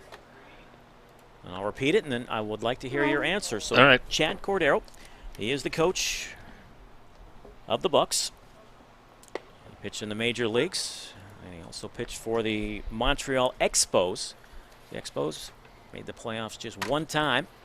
That was 1981, the strike-shortened season. They faced the L.A. Dodgers and lost that series. Who hit the game-winning home run for the Dodgers in the decisive game? Jeff, drum roll please, your answer. If my memory is right, it is famous flag lover Rick Monday. Ding, ding, ding, ding. We have a winner, ladies and gentlemen. Here's the 2-1. Run at 3-1 now on Winters, who's 0 for 2. He's flying to right. He's also struck out. Yes, Rick Monday, a solo shot in extra innings. I believe it was off Steve Rogers. Yes, they brought in Rogers in relief, Yeah. which was something of a controversial move that's been scrutinized after that of whether or not they should have done that. But Rogers brought in for 1 inning of relief, and Monday went downtown. Payoff pitch. Hit off the end of the bat into right field for a leadoff single. What do you think is more disappointing for Expo fans?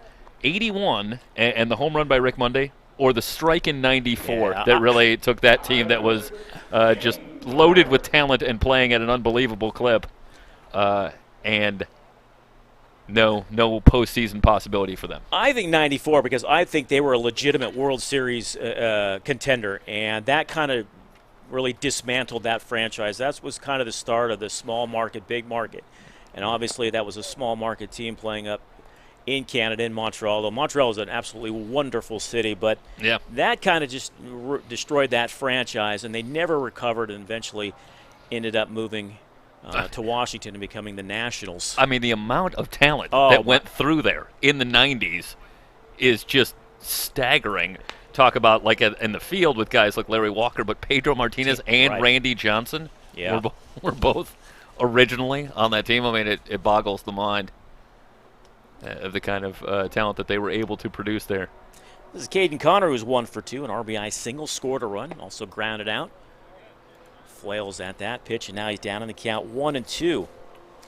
7 runs, 10 hits, 2 errors for the Pirates. 1 run on 4 hits, 1 error for the Bucs. You know, as great as the Expos were that season, I think a lot of people don't realize that the Expos didn't have the best record in the major leagues at the time of the stoppage, but rather the Yankees did.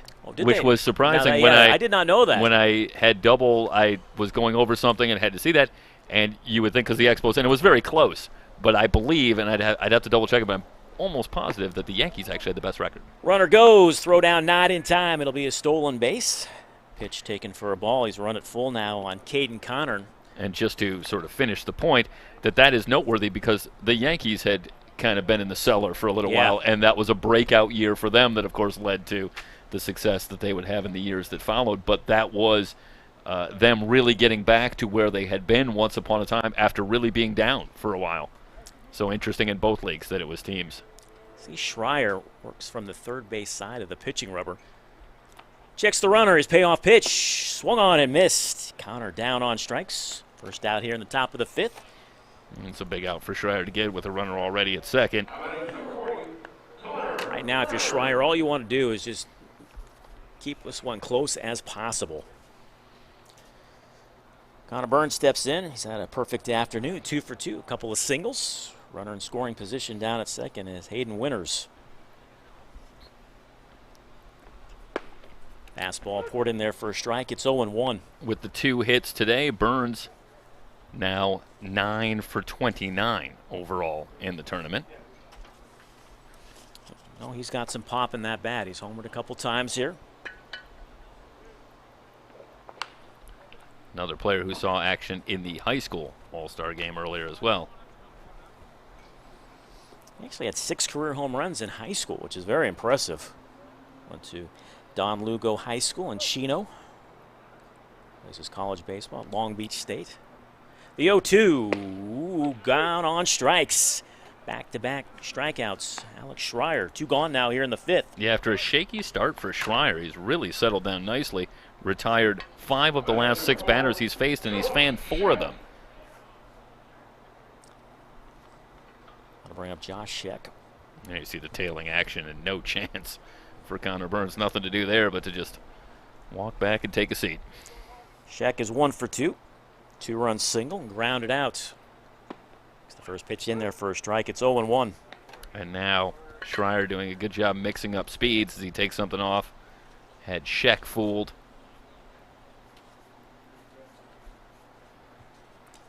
The 0-1. Half-hearted swing. He's quickly down in the count. 0-2. Scheck comes from a baseball family. His dad, Thomas, played at San Francisco State. And Scheck's been doing a great job against Bucs pitching so far in the tournament. He's now 4 for 10 against Bucs pitchers. Yeah, he can hit. He was hitting .321 this season for the Anteaters. No home runs, 3 runs batted in. 1-2 with Matt Otino on deck if Scheck can extend the inning. Winters the runner down at second. Schreier gives him a look. The 1-2. Deuces wild on the scoreboard now. 2 balls, 2 strikes, 2 outs. Pirates leading 7-1. They got 4 in the third, 3 more in the fourth. Bucs lone run coming in the bottom half of the fourth. So we stand 7-1. Just missed to run it full.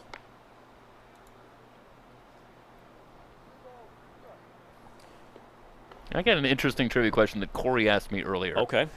And I thought this was interesting, and so we'll keep it in the 80s, which you know is where I like to keep it.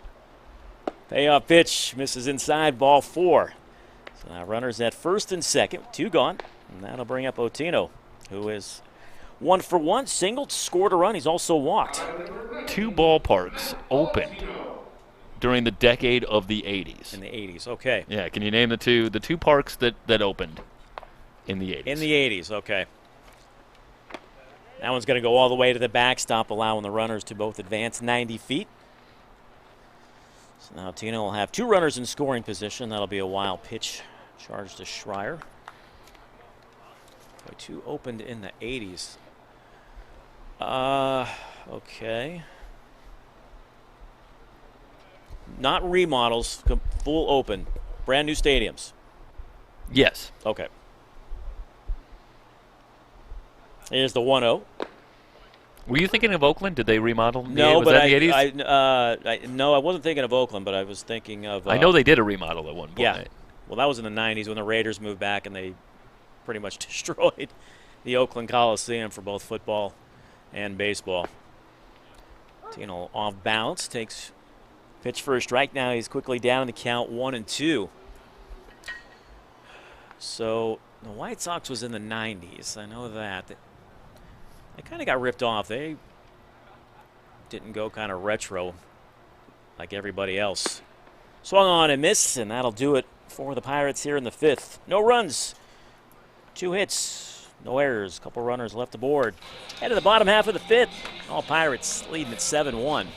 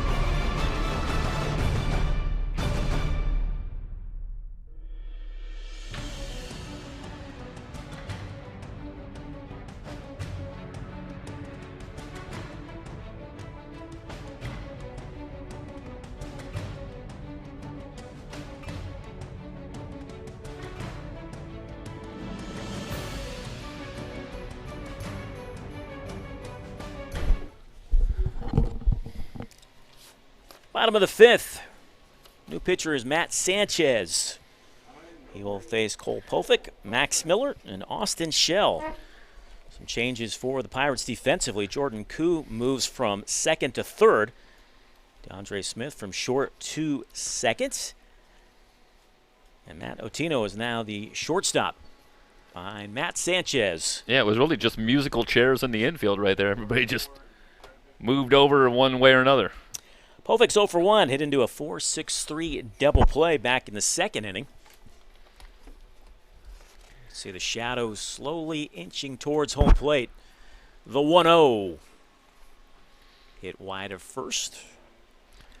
Evens it up at 1-1. Don't recall seeing a lot of Matt Sanchez since the opening weekend, when he had a very impressive stint following Tiedemann on our opening broadcast here on SoCal College Sports in a matchup of these two teams.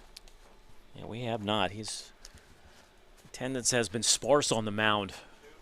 That one's lifted into right center, still carrying, and now Andrews has a beat on it, and he's got it for out number 1 here in the 5th. I believe I misspoke. I think Sanchez's first outing was in a matchup between the Pirates and the Waves on opening weekend. And you know how I like to be precise. Said with the appropriate amount of sarcasm.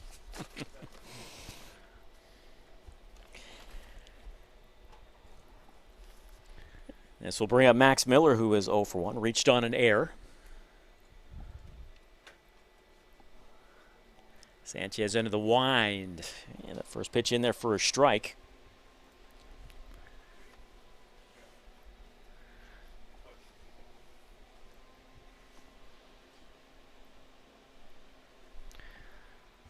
The 0-1. Bounces up there, evens up the count at 1-1. Sanchez taking over for Alex Cornwell. 2 innings, gave up a couple of hits on a run. 3 strikeouts. That ball is well hit into left field. It's going to be a 1-out single for Max Miller. Miller, one of the players that has swung the bat very well against this Pirate pitching staff with that hit. He's now 3 for 7 against Pirates pitching. My arithmetic is correct. It's 429, I believe. So. You, from your days of computing batting averages as just a little one. Right? Boy, how beneficial did that pay off in math class? Addition. Division. Sanchez will work out of the stretch as Austin Schell steps to the plate. Tried to check his swing, couldn't do it. Down in the count, 0-1. He is 0 for 1, flat to right.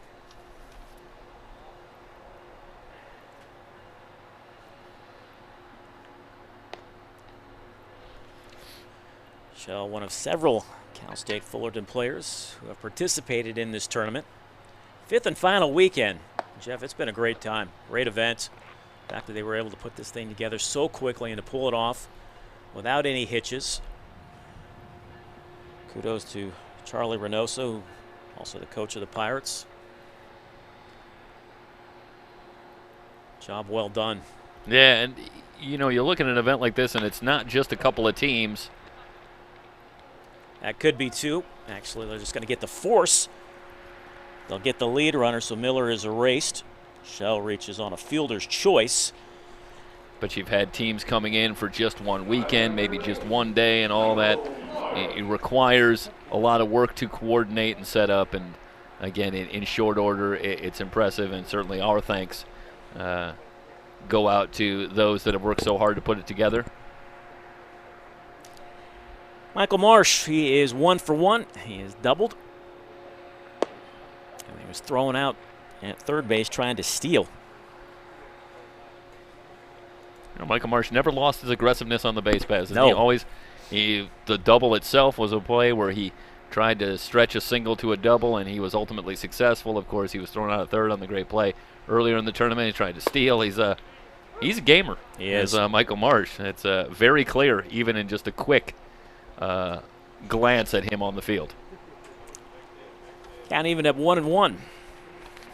Schell, the runner, down at first. This is the first of 2 between these two teams. They'll be right back at it. That one's scheduled for a 7:30 start. That might be a little iffy, I would say, at this point. A tad optimistic. Opposite field base hit. So a nice bit of hitting by Marsh going the opposite way. He's now 2 for 2. Yeah, this is a good job taking the pitch the opposite way and finding that hole on the right side. Good piece of hitting from Michael Marsh. That'll bring up Nick Hansen. He is 0 for 1, struck out back in the 3rd. And once again, Chase Hansen on deck as we will try to confirm they're not related. No relation. A couple of runners aboard, 2 outs. Bucs trailing at 7-1. Once again, threatening. Swing and a miss, 0-1. Well, if you're looking for a storyline in this game and maybe even in this matchup throughout the tournament, The Bucs just 1 for 5 in this game with 2 outs in an inning, and that's what they've really needed is some 2-out base hits to keep innings going, to put some runs on the board, and they haven't been able to come up with it against this Pirate pitching staff so far. They left them loaded in the 4th, as Hansen is now down in the count 0-2. One of the answers to your trivia question is the Metrodome, the Minnesota Twins' new ballpark in the 80s. The HHH, yes. The Hubert H. Humphrey Metrodome, perhaps one of the worst all-time dual-purpose stadiums. And I'm still working on the other one. Here's the 0-2, called strike 3. Hansen down on strikes. Bucs are going to leave a couple more. No runs. There was a couple of hits. No errors. 2 runners left aboard. They have now stranded 8 through the first 5. Head to the top of the 6. All Pirates 7-1.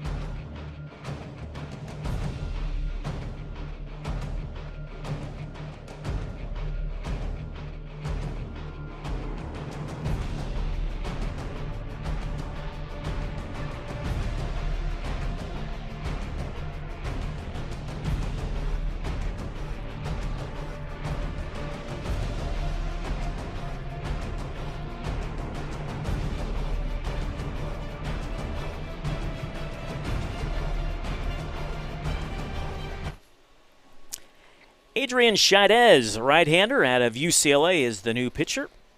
He takes over for Alex Schreier. Jeff, you got some numbers on Schreier? Yeah, Schreier goes 2 innings, allows 3 hits, 2 walks, strikes out 5, 3 runs allowed. Chaidez will face Jackson Lyon, Jordan Koo, and then top of the order, DeAndre Smith. Lyon does not have an official at bat, a couple of walks. Scored a run. Yeah, Lyon, an interesting line against the Bucs in this tournament. Hitless in 6 at-bats, but still has 4 walks. And that's something that Lyon's been able to do regardless of opponent throughout this tournament. He has been able to find his way on base. The 1-0 in there for a strike. Chaidez has had some control issues throughout this tournament. All right, Jeff, I need that other. I'm drawing a blank on the other new stadium built in the 1980s. My guess would be Texas, but I don't believe that is correct. No, I know what you're thinking with the ballpark in Arlington, Yeah. but that was later. That was, well, probably in the very early 90s, because I want to say by the early 90s they were already in there, but I don't. I think you're right. Yeah. This is actually sort of an eighth wonder of the world type thing when it was open in 1989. It was the Sky Dome. Ah. Okay. That was our first retractable roof, wasn't it? Lyon Yes. down on strikes for the first out here in the 6th. That was so novel, remember? It was. I mean, we had a few dome stadiums already. We had Houston, the Astrodome, the Mariners playing in the Kingdome, but a retractable roof back then was unheard of. The future is now. Yes. It was a that kind of moment. Jordan Koo, he was 1 for 2. And What did they clock that roof opening up at about, what, 3.5 days, I think, to open that thing up and get it back closed? But it still was a marvelous engineering achievement. I certainly couldn't do it, so I'm not gonna look down on it. But I think even now they've really advanced on that as well. See more and more of those retractable roofs, and I think they're faster. In baseball and the NFL, Koo doubled, scored a run, struck out. The 1-1 to him. Big swing and a miss. He's down in the count now, 1-2. I got to believe your Raiders are playing in a retractable. No, that is a... Is that a full-on dome? It is, but it is a grass surface. It's got to be. It's not fully outdoor, though. I believe the panels behind each end zone as Koo down on strike, so back-to-back strikeouts for Chaidez to begin the sixth inning. The panels behind each end zone open up, but unlike most stadiums, they're bypassing the field turf, and they're going grass much like Arizona does. Do you really need the open air to 120-degree temperatures? It doesn't really seem like a real selling point. And I've seen that they have begun training camp, and they're actually practicing outdoors in that Vegas heat, and that, to me, is a complete head-scratcher. Kind of an awkward-looking swing there by Smith, who is officially just 0 for 1, Jeff. He's got a sacrifice fly. He's walked, scored a run, and grounded out to short. Well, they're practicing outside, but with all due respect to your Raiders, what's not a head-scratcher about some of the stuff they've done in recent memory? I have no rebuttal. No rebuttal whatsoever. 2 gone here in the 6th. Pirates leading 7-1. 4 in the 3rd, 3 more in the 4th. Bucs lone run coming in the bottom half of the 4th. 2-1 on the leadoff hitter, DeAndre Smith. Well, we saw the 14 strikeouts in 7 innings by Pirate pitchers a week ago in the matchup between these two teams, and the Bucs pitchers starting to pile up the Ks. 2 balls, 2 strikes, 2 outs. Maybe trying to answer back here themselves. But I have them unofficially at 10 strikeouts now through 5 2/3. You guys just had to start talking Raiders. Chops at the plate. It'll remain 2-2. Would that be Mike Cepeda chiming in? We knew you were in the room. We've stirred him.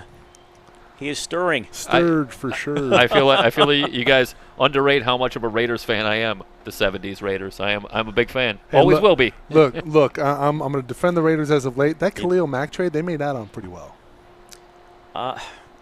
Let's do the 2-2 pitch first inside for a ball. He's run it full. Look, this is the year. Year 3 is when they need to do something. They've expanded it. One more team can make the playoffs now. They're not going to catch the Chiefs for the division this year, but those trades need to come to fruition this season. The payoff pitch hit off the fist, past the diving first baseman Miller into right field for a 2-out single.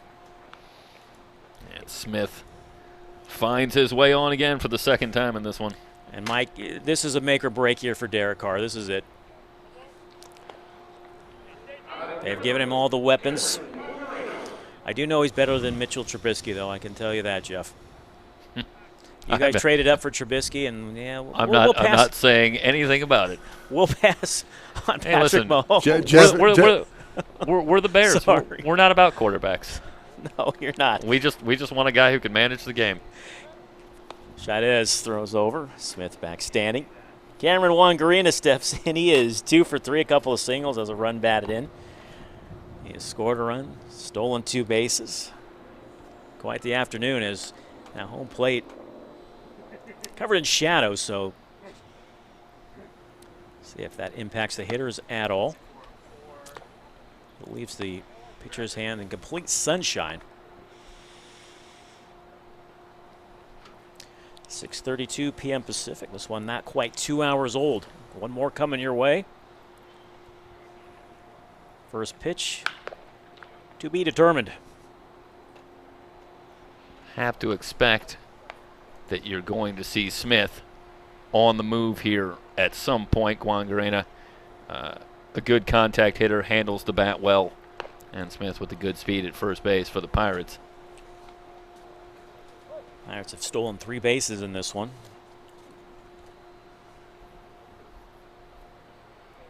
Does not go. Pitch taken inside for a ball. It's 2-1. All right, I'm gonna channel my Steve Stone and say this is the pitch to do it. I mean, Steve Stone, a phenomenal ability to call when a runner would be in motion from the booth. 25-game winner 1 year, Steve? 1980. That's incredible, 25-game winner. You'll never see that again.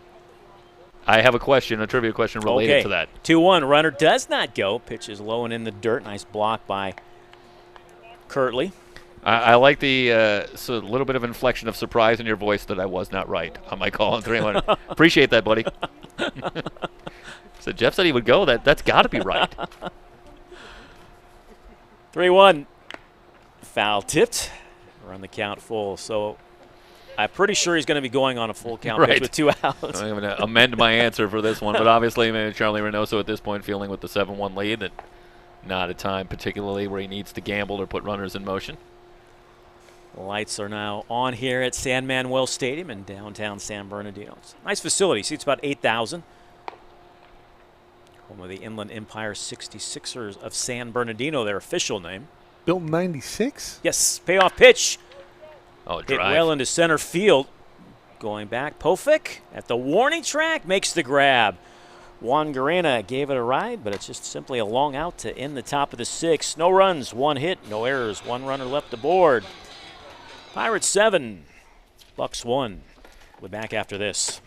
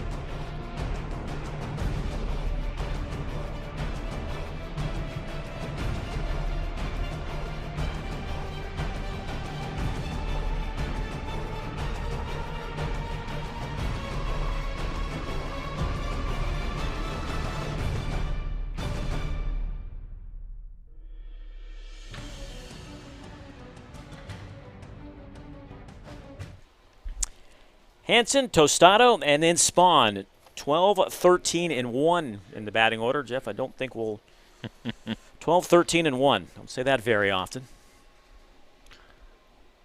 Chase Hansen's 0 for 1. Struck out looking in the 3rd inning.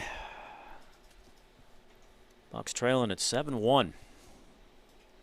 Matt Sanchez on for his 2nd inning of work. Starts him out with a fastball at the knees for a strike. It's 0-1. All right, Jeff, I'm teeing you up. What is your trivia question for me? I'm excited about this one. You mentioned the Steve Stone and that we would not see 25 wins again, and I agree that is a rare number and harder one to get in the current style of ball being played now. Who am I? Who am I? This pitcher in 1988, I won 23 games and did not win the Cy Young Award. And that is the most since 1974 that someone who didn't win the Cy Young Award has ever won, and that is a stat that I don't think you will see again very soon. Someone win that many games and not win the Cy Young Award. Was 88 the year Bob Welch won 27 for the A's? No, that was 1990. Okay. So I'm in the ballpark. Won Right. 23 games and did not. Wow, was not the Cy Young. I'll give you that it was in the National League. Okay. Here's the 1-2 to Hansen. Lays off, takes it for a ball, evens up the count at 2-2. Mario Tostado waits on deck. 7 runs, 11 hits, 2 errors. For the Pirates, Bucs a run on 6 hits, 1 error.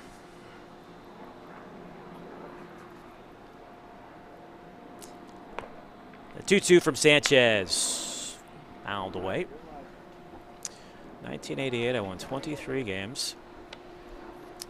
And I did not win the Cy Young. I played in the National League. Well, in '88, it was the Giants. It was the Dodgers and the Mets in '88. Yeah. Doc Gooden was. I don't think it was Doc Gooden. No, it was the record-breaking performance down the stretch for the Dodgers. Oral Hershiser was the Cy Right, Young won the Award Cy winner. Young, Yes. and that's why this pitcher that probably would have won it in so many other years did not get the Cy Young. Run it full on the leadoff hitter here in the bottom of the 6th. One of the truly forgotten great years.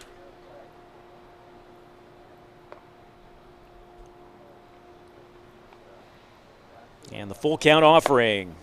Ball 4, leadoff walk. I can offer you the humorous and not overly helpful clue that a couple years later, the Cubs, in their usual fashion of the time, managed to overpay to bring this guy in and join their pitching staff.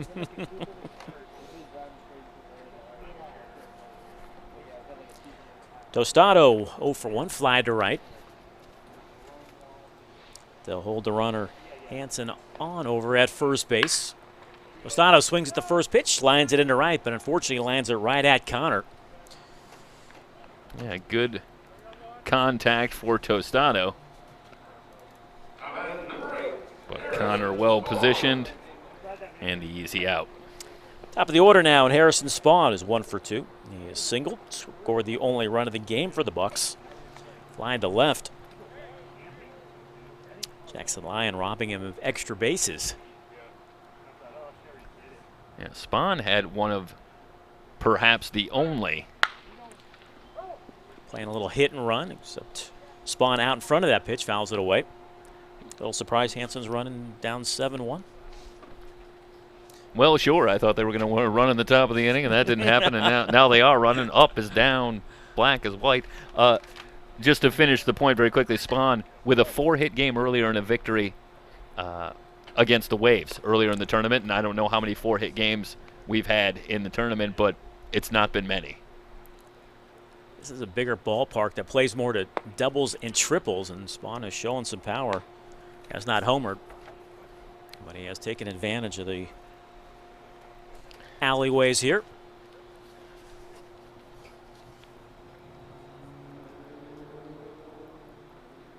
Yeah, Spahn in 2019. Close play. Cal Baptist had 5 home runs, up from just 1 in his freshman season. So he can play long ball. Sanchez perhaps paying a little bit closer attention to the runner at first, who does not go. That is lined in the left center for a base hit. Trying for third is Hansen, and he will be in standing up. That's runners at the corner with 1 out. Second hit of the game for Harrison Spawn. And another sharply hit ball. For the 3rd straight inning, the Bucs have something brewing, but they have just been unable to break through. Well, I don't know that there's any game against the Pirates where they've put more runners on base than this. But they've had trouble converting with runners in scoring position. And so the Pirates maintain the sizable lead. They've stranded 8 through the first 5. Runners at the corners, 1 out. This is Castillo. 1 for 1. Swings at the first pitch. That's a base hit in the left field. It'll be an RBI single as Hansen comes home to score. It is now 7-2, and trying for third is Spawn, and he is throwing out. You got to wonder with the play right in front of him why he would try for third for the second out of the inning. Yeah, just a bit of a head scratcher in this situation, and Spahn is out by 30 feet. It is just hard to imagine. Interesting there as you watch the replay with the awkward slide. He almost got around the tag. It ends up being very close, but when you're out by 30 feet, it's just going to be hard to get the call. Christian Kirtley, officially 0 for 1, reached on an error and also walked. Takes the first pitch for a strike. So Castillo, the runner at first, 2 gone. Run home here for the Bucs in the bottom of the 6th. They trail at 7-2. They've been out hit 11-8. Bucs have committed 1 error, the Pirates 2. The 0-1 from Sanchez. Misses for a ball. Count even up at 1-1. I want to say, getting back to your trivia question, I want to say like something like Charlie Leah, but I know that's not right. I mean, the Cubs overpaid for somebody in the early 90s. Yeah, good luck with that one. The 1-1. Hit into right center, and nobody's going to get this one. It's going to go all the way to the wall. They're going to wave Castillo. He will score easily. Kirtley trying for third, and he'll be in with an RBI triple. And the Bucs slowly starting to cut into that deficit. They now trail at 7-3. And you go back to a runner taken off the base pass, thrown out trying to advance, and that potentially costs the Bucs another run.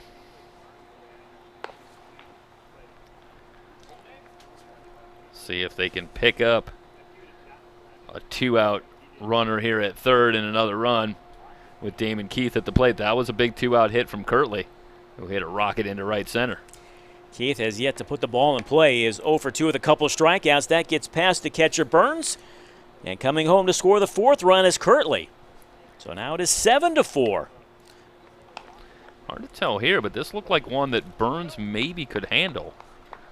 And pass ball? Oh, yeah, I agree with you, I would Jeff. tend to think that was a pass ball. My first inclination was wild pitch, and then looking at the replay, I would agree that should be a pass ball charged to the catcher Connor Burns. So nobody aboard. Sanchez is going to continue to work out of the stretch, giving up 3 runs here. Was once a 7-0 deficit. It is now 7-4. So you got to give the Bucs a lot of credit. They are not quitting. They're not going to go quietly. This is the first of 2. Cruz is on deck if Keith can extend the inning. Lays off. Now he's down in the count 1-2.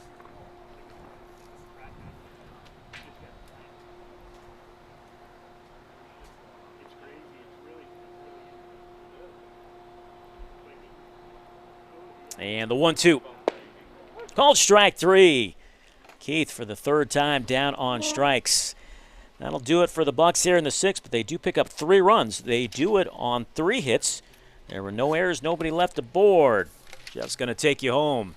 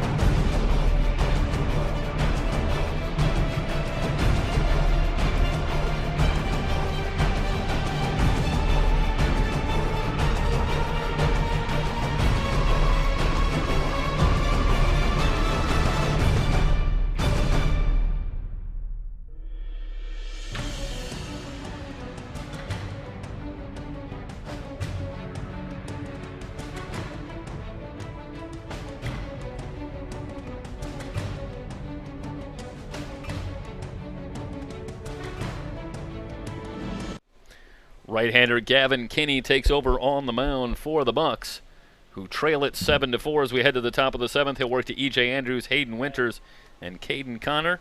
And Dennis, Adrian Scheidez finishes up an impressive inning of work. Yeah, in one inning, gave up one hit, struck out a couple. Control issues that had plagued him in the past. No sign of them, so an impressive performance from the UCLA Bruin. Andrews 1 for 3, a double back in the third. Also wanted to point out with the throwing out the name Charlie Lee of Expos fame, you're on kind of the right track there. This is the right kind of guy that you've got. It's a name that's recognizable, but obviously this was a big season winning the 23 games. But Charlie Lee, that's a pretty good call. But wrong. But sadly, yes, wrong. Started the 84 All-Star game. Happened upon that. 2-0 pitch from Kinney. Andrews chops it toward third, moving over. It's Hansen who will go to first to retire Andrews for out number 1 here in the top of the 7th. And can the Bucs come all the way back? Trailed this one 7-0 at one point. Got it down to 7-4. Hansen, the new third baseman, meanwhile, as J.J. Cruz takes over at short. As the Bucs continue to shuffle the defense. Damon Keith back in center field as Cole Pofek moves back to right. And if you could keep track of all that, well, that's pretty impressive. No balls and a strike on Hayden Winters, who's 1 for 3. A base hit his last time up. My defensive score sheet for the Bucs is a nightmare. Oh yeah, mine is. Oof. Who could make any sense of this? Exactly. 1 ball and 1 strike. Of course, you have the authentic score sheet with the true scoring in there. It's very impressive. But it's still impossible to read. Mine is just the shorthand from years of Stratomatic. 1 ball and 2 strikes on Winters.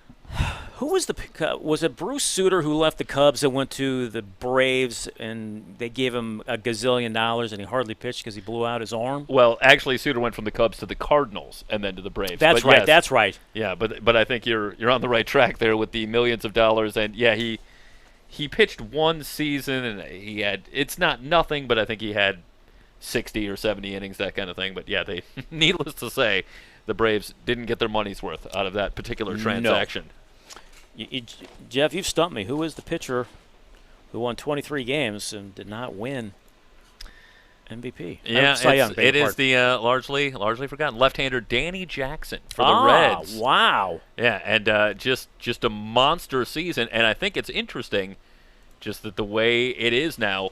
Can you imagine? I mean, how many pitchers win 23 games? When are we going to see somebody win 23 games again and not win a Cy Young Award? As this one is popped up on the right side, giving chase, and it's Marsh. Wow, that is a nice make play. The catch. Marsh over the shoulder to retire Winters. That was a really, really nice play. That's a tough play. He made it look rather routine. Yeah, good job communicating. Pofek, Marsh, Miller all giving chase, and they end up making the play. And it's 2 down, bases empty, and Caden Connor will be the batter. He's 1 for 3. A run scored and a run batted in. Jeff, while we're talking pitching, you and I before the game were talking about the new Major League Baseball rule. Pitchers have to face a minimum of 3 hitters. Do you like it? Well, I have to say, for the short attention span, I'm not a big fan of pitching changes. So, the fact that the pitcher's going to be out there for a little while, I can't say I hate the idea that it could increase flow, but I will say I thought it was noteworthy that among all these changes, when I read anything about fans reacting to it, it seems that one is really the lightning rod. That's the one that most people seem to hate, which I thought was interesting amidst putting the runner at second in extra innings and the designated hitter being used in both leagues. The one that seems to get the most reaction, as I view it, is that pitcher must face 3 batters. And I got to imagine all the opposition would debate, if you're going to bring in a pinch hitter who's a right-hander, you want to be able to bring in the right-handed reliever. Right. Yeah. But as I was telling you, my biggest thing is I'm opposed to the universal designated hitter. They're trying to talk about quickening the pace of the game, shorter games. Well, all you're doing is lengthening the games when you have the universal designated hitter. It's a complete opposite of what you're trying to accomplish.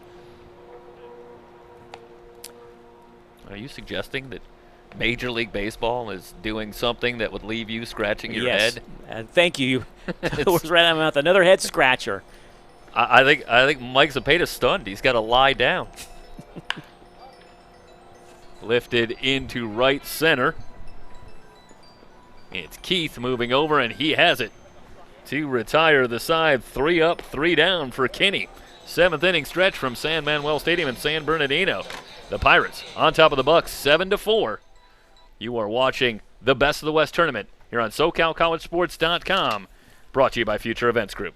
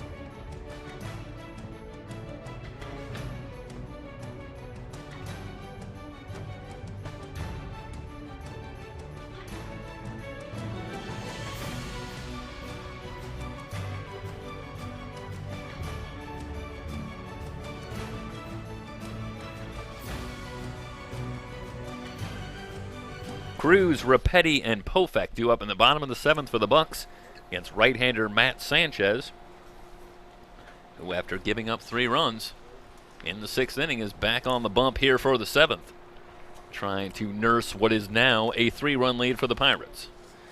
Cruz 1 for 2, an RBI single his last time up. Sanchez into the wind, first pitch low for a ball. Well, of course, it's all choreographed here, all scripted on the mound for the coaches in these matchups, but it's a little bit of a surprise that we're seeing Sanchez back out. I think we were anticipating maybe seeing a pitching change, but another inning for Sanchez on the mound. And Mason McGarvey, we thought he would only go 2 innings. He ended up pitching into the 3rd inning before it rolled over. Sanchez ready, the 1-1. Just outside for a ball. 2 balls and a strike. You can see those shadows now slowly starting to move out to the pitcher's mound. So the ball is leaving the pitcher's hand in the sun. And about halfway through, it enters the shade. As good as the pitching has been, and there's a big swing and a miss from Cruz, I haven't had the sense, and I'd be interested in your view on that, but I haven't had the sense that this has been a big advantage for the pitchers. I would concur with you, because as it often is, right, in other venues. We're playing a lot of games at this time. 6:56 currently. Yeah, the hitters seem to have adapted well, at least at first glance. Here is the 2-2 from Sanchez. And a foul tip, and Burns can't hold it. So Cruz with another opportunity.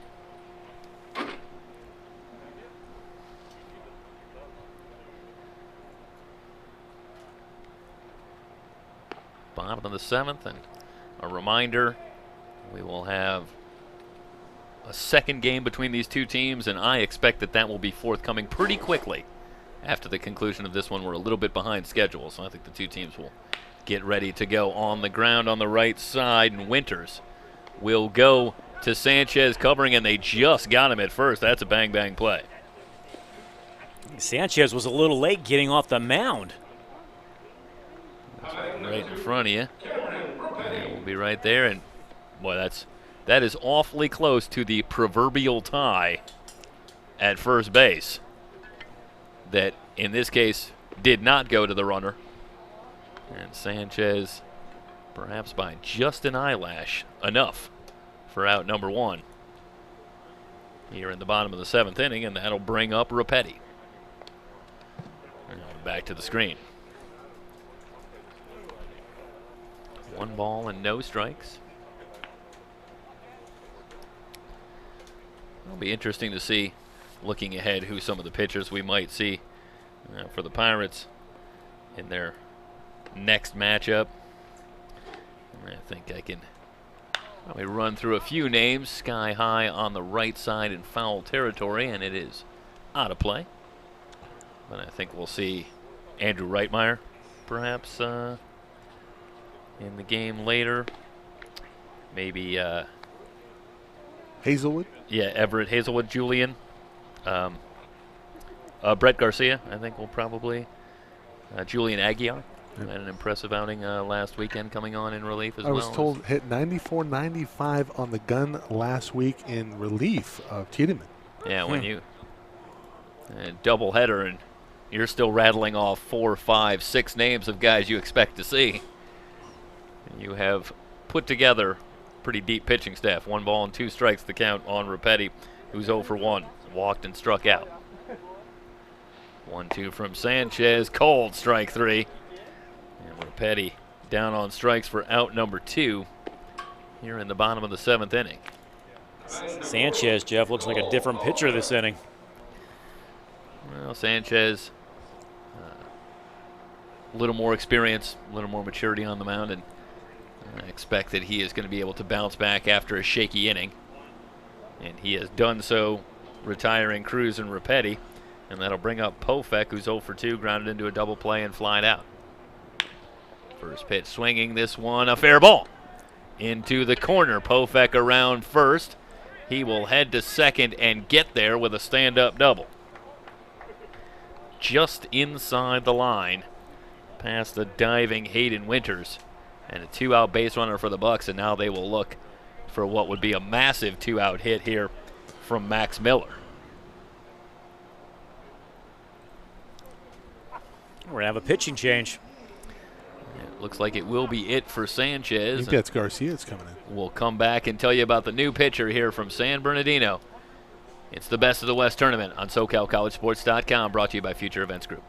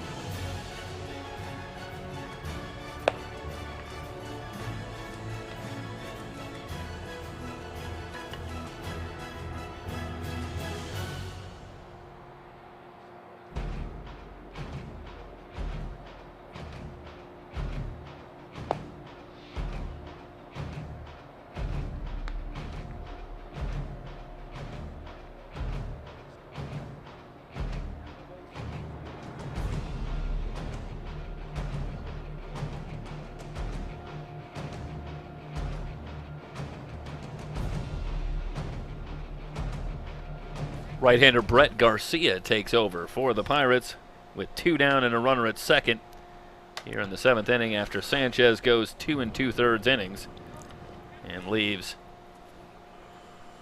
with the runner at second and 2 down. And that'll bring up Max Miller, who's 1 for 2. A base hit his last time up. Garcia, first pitch, high and outside, ball 1. Garcia, interestingly, for those who might remember, was the pitcher in the 8th inning of the second matchup between these two teams, where the Bucs grabbed the quick 3-2 lead. The Pirates eventually able to come back in their half of the 9th inning for the 5-3 win. And Garcia escaped the loss there as a swing and a miss by Miller, but then Garcia redeemed himself hugely, getting the start in the 3rd matchup between these two teams and went 2 scoreless innings where he was absolutely dominating, as indeed was the entire Pirate staff. Hitting 91-92 on the gun. Misses inside for a ball. 2 balls and a strike to Miller. This is a big at-bat right here, Jeff. If Miller can get aboard, Austin Shell would represent the tying run. And who would have thunk it, even with the Bucs putting runners on base throughout this ball game, trailing it at 1.7-0.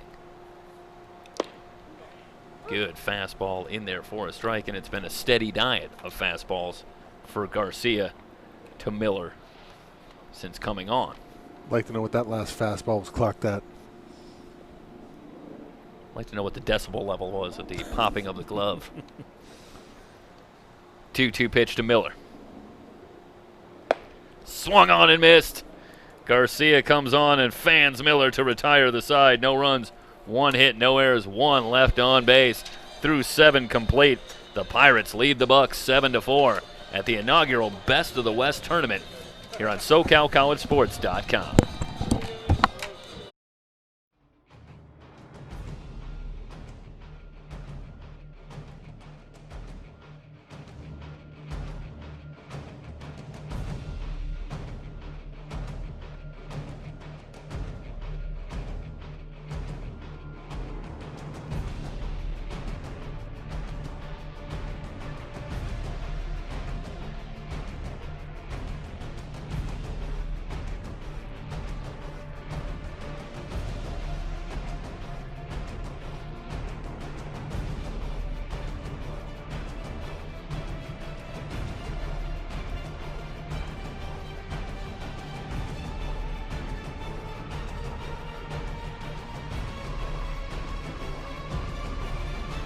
Digital downloads of select games from the 2020 Best of the West tournament can be purchased through the Future Events Group website at www.futureeventsgroup.com/shopdigital. Relive all of the action from the Best of the West tournament by securing your own digital copy of your favorite game today.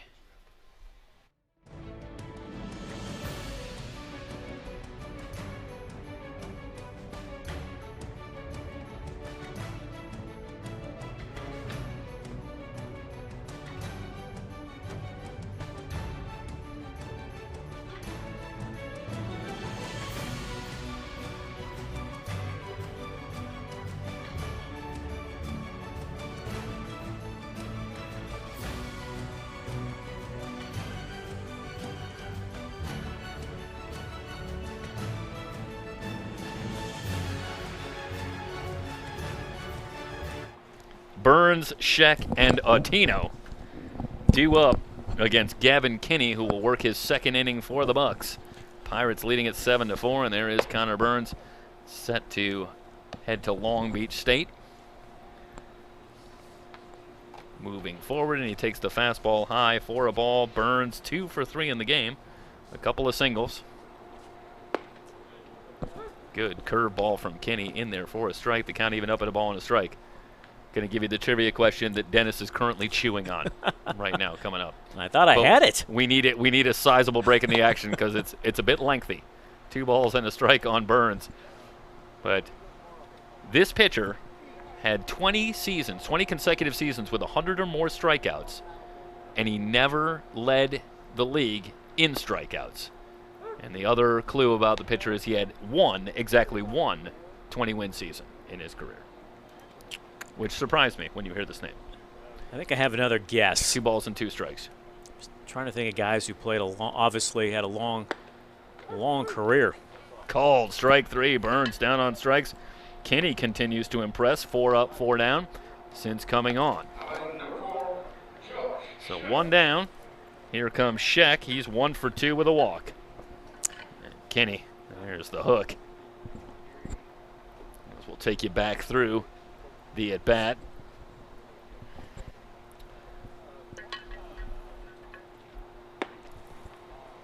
And it was a steady diet of curveballs, and meanwhile, he's out in front of Sheck, no balls and a strike. Now, Jeff, ever since that 4th inning, the Pirates' bats have been pretty quiet. Lifted into left, moving in. Hansen, and he's under it. And has it for the out. 2 down. Base is empty. And that'll bring up Autino. Yeah, the 4th inning, really, if you think about it, it was a single and a walk, and then a double to start the 4th, and then 3 in a row retired by Schreier. And since that point, yeah, just 2 hits and a walk over the next 4 2/3 innings for the Pirates. So the Bucs have done a nice job settling down on the bump. And they've worked their way back into the game, but they're running out of time, down to 6 outs as the Pirates bat here in the 8th with a 7-4 lead. Now the curveball just outside, 2 balls and no strikes to count on Autino, who's 1 for 2. A single back in the 4th. He's also walked. Tried the fastball and missed. 3 balls and no strikes.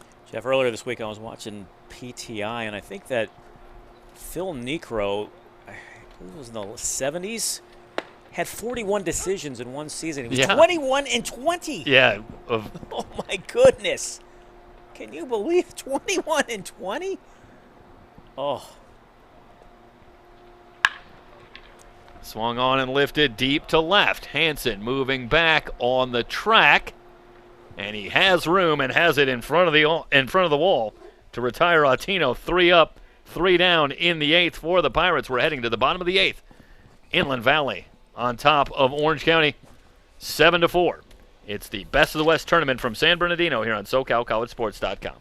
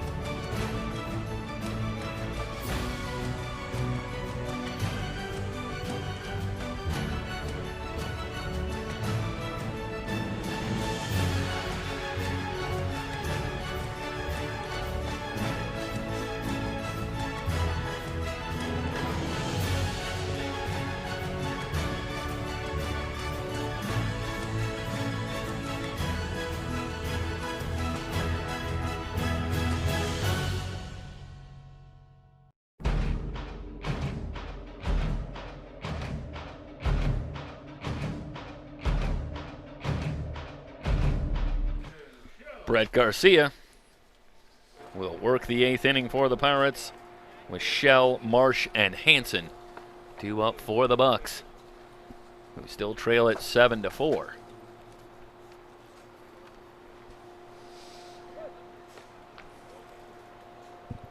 Garcia has the sign, winds and delivers, and the fastball inside for a ball to Shell, who's 0 for 2.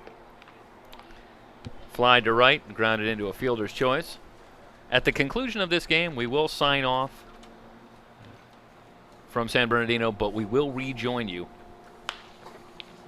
probably in pretty short order. You can find the games on our YouTube channel at SoCalCollegeSports.com, also on Facebook through the Future Events group. just wanted to give the heads up that we will sign off and then rejoin you. And we hope that you will join us for Game 2 between these two teams from the Best of the West tournament here tonight. And to remind everybody, all of the games from this tournament that we've covered are on our website, www.socalcollegesports.com, via YouTube. They will come down, and then you can purchase those on the site that we have been mentioning, Future Events Group, Best of the West. 2 balls and a strike on Austin Shell. Garcia into the line and misses with the fastball. Well, a leadoff walk might be exactly what the doctor ordered if you're the Bucs. You need 3 runs. Garcia's got a nice, smooth delivery, and his ball just kind of leaves his arm like it's shot out of a rocket. Here is the 3-1. Popped up on the right side, and Smith waiting for it and has it for out number 1. Jeff, you've got me stumped on that question. Well, it had me pretty well stumped, too. So,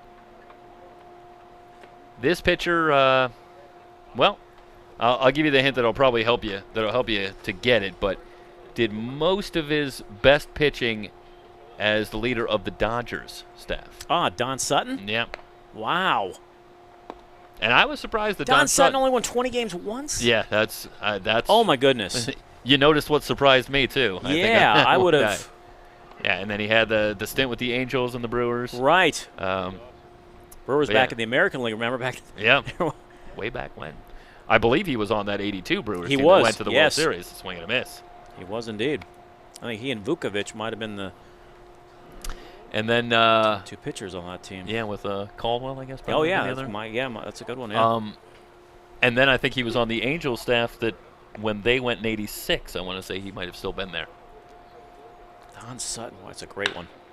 Line drive, right center. Andrews going to take this one on the hop. And another hit for Marsh, who's now 3 for 3 in the game. How impressive has Michael Marsh been? So Andrews thought about diving for that one. I think it was a good idea that he played it on a hop. yeah, you keep Marsh at first with the 3-run lead. If he dives and doesn't come up with that ball, Marsh is maybe at third or gets all the way around. And that'll bring up Nick Hansen. He has struck out twice. Garcia ready. And a big swing and a miss at the fastball from Garcia. No balls and 1 strike. Jeff, do you have a favorite Cubs pitcher of all time? Favorite Cubs pitcher? Well, I'll have to mull on that one. Oh, sure, I could go with any of the Maddox, Suter, Pryor. I have to admit that Mark Pryor was well on his way to being the guy, but it was just so disappointing. First of all, 2003 was just so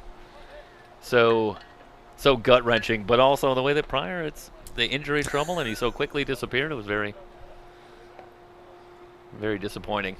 You and I talked about Bruce Sutter off camera. I always liked him. I thought he was so good. So good. Just outside, 1 ball and 2 strikes. I like Kerry Wood. I like the way he carried himself, and I'll tell you, as I've said, for those that remember his performance in 1998, no human being has ever pitched better in a game than that game. 9 innings, 1 hit, an infield hit, no walks, 20 strikeouts. Oh, by the way, against a team that won 101 games that year. Loaded lineup. Yeah. I mean, it goes on and on. I've never seen anything like it. He looked like he was throwing a wiffle ball up there. Yeah, the ball was moving so much. Yeah, the killer bees on that team, right? It's unbelievable. Yeah. 2-2 and a big swing and a miss, and Hansen goes down on strikes for out number 2. Biggio, Bagwell, and Derek Bell was at the third. Yep. Is Biggio's son in the major leagues? He is. I believe he's with the Blue Jays. Yeah. How about that? Bring up Chase Hansen. That doesn't make you feel old.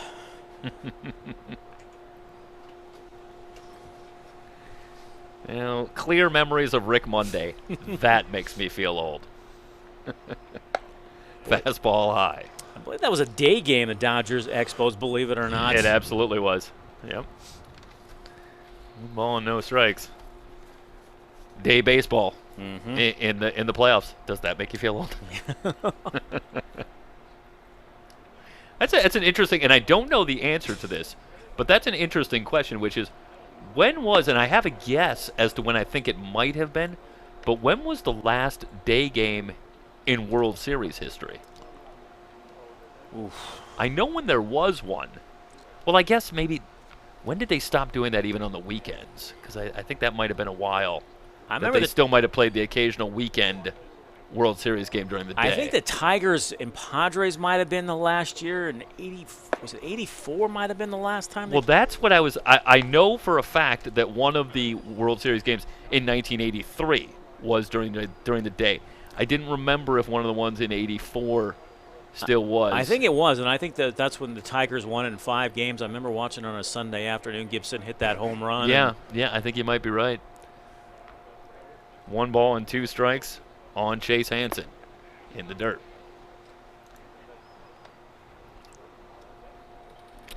Yeah, it's I hesitate to even call it a trivia question because I certainly don't know the answer, but it was a while ago that we stopped seeing the daytime. And unless there was a one-off in 1 year, and I don't know that. Maybe there was. Was it 1975 when they first started playing night games for the World Series? Because I remember there was a lot of. I shouldn't say I remember, but that'll do it, and I'll pick up this story the next inning. How about High that? Fastball, and Chase Hansen goes fishing. No runs, 1 hit, no errors, 1 left on base. We head to the 9th. The Pirates on top of the Bucs, 7-4. Here from San Bernardino at the Best of the West tournament. You're on SoCalCollegeSports.com, brought to you by Future Events Group.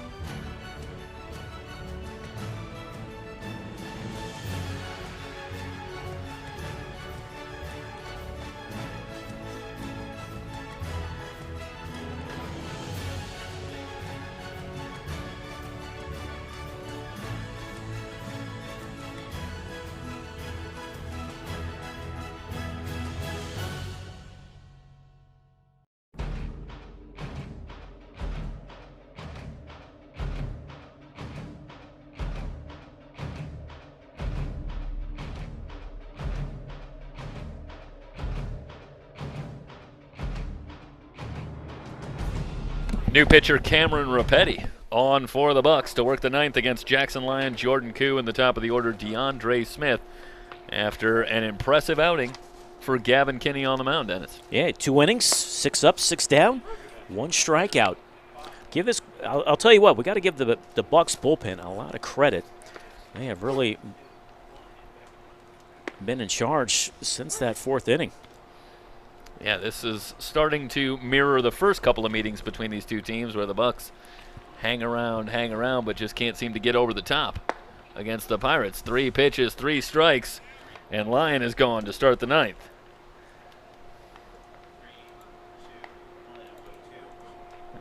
Rapetti will work to Koo, who's 1 for 3, a double back in the 4th, and Rapetti on the mound back in the 2nd meeting between these two teams, where the Pirates had the 9th inning comeback. He'll work the 9th here, with Koo now down to the count, no balls and a strike. Yeah, I think the Bucs pitching has now retired 8 straight in the Pirates lineup, if my score book is correct. A wave and a miss for Koo.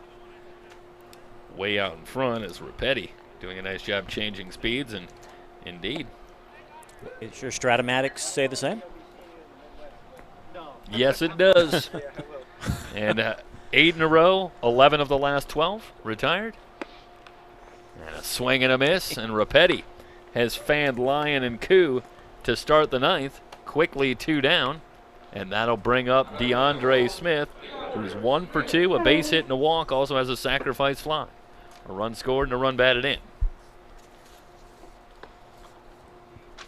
So Rapetti continuing the impressive work on the mound, and he's quickly ahead of Smith with a strike.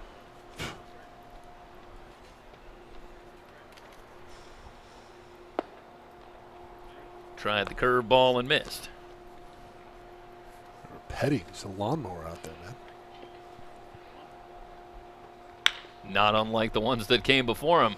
Lifted into right field, playable for Pofek, who has it in front of the track to retire the side. Another 3 up, 3 down inning for the Bucs on the mound. We'll head to the bottom of the ninth. Inland Valley trying to close it out. They lead it 7-4. Here on SoCalCollegeSports.com, it's the Best of the West tournament.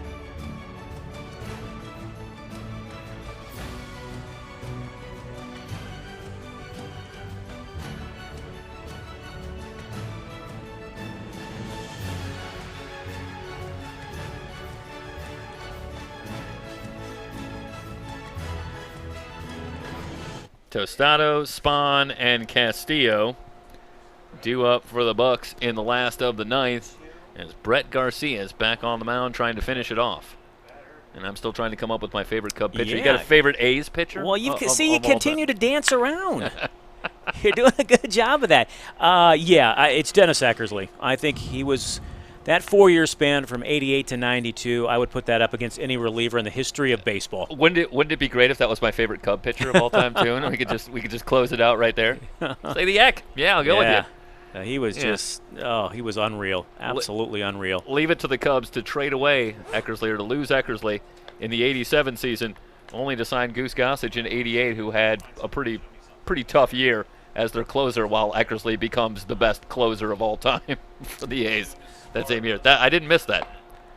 Swung on and missed, and Garcia gets the strikeout of Tostado to start the ninth. We've got 2 outs left, Jeff. I need an answer.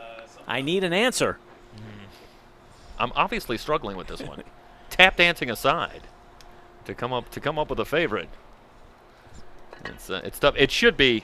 Was it Chapman on the mound in 2016 when was he the one who finished it for them? I remember that he really struggled when he initially came on. I don't think it was him. Didn't he come out after the ninth? There was somebody else who came on in extra innings. Boy, that's terrible that I don't know. Such a huge play. Right, your first World Series win. 108 years, the only one I'm ever going to see. Sharply hit into left for a base hit, a 3-hit game for Harrison Spahn, and the Bucs have a base runner with 1 down here in the ninth. That'll bring up Castillo, who's perfect on the afternoon, 2 for 2 with a walk. We'll hold everything. Bucs still around. Tie run in the on-deck circle.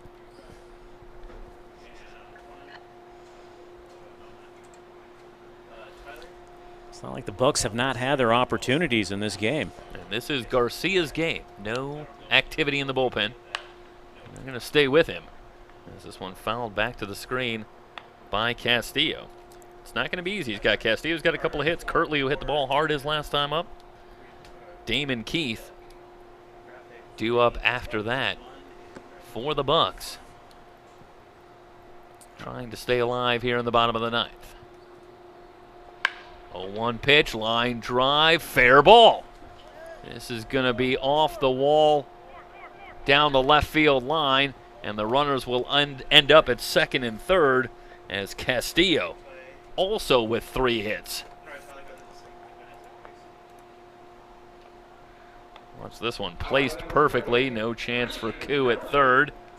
Takes kind of an awkward bounce, but a nice job by Lyon to recover and get that one back in, and the tying run is at the plate for the Bucs in the form of Christian Kirtley. Jeff, I like Castillo going opposite field for that double. Good piece of hitting. And there's your daily double. But this time it's the Bucs. Oh, you got to sneak that daily double in, don't you? A combined 6 for 7 with a walk. First pitch swinging, jammed him on the right side. Easy play for Winters for out number 2. Oh, that's so a big pitch for Garcia. Bob Denier and Ryan Sandberg are somewhere smiling after that reference. Your 80s Cubs right there. Don't worry, I'll never forget. Even though I've forgotten just 4 years ago who was on the mound for the Cubs when they won the World Series. Don't worry, it's not like that's a big deal for a Cub fan. I mean, I don't know why it would stick in my head at all, but.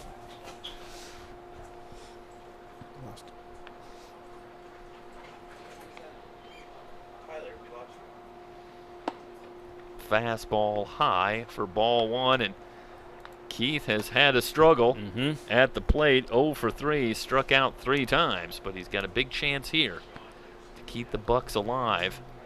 Runners at second and third with 2 down. The 1-0 from Garcia. Breaking ball, Keith able to hold up. J.J. Cruz would be next if Keith can keep it alive.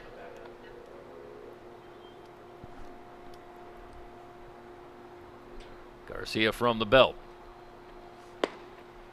Fastball on the outside corner.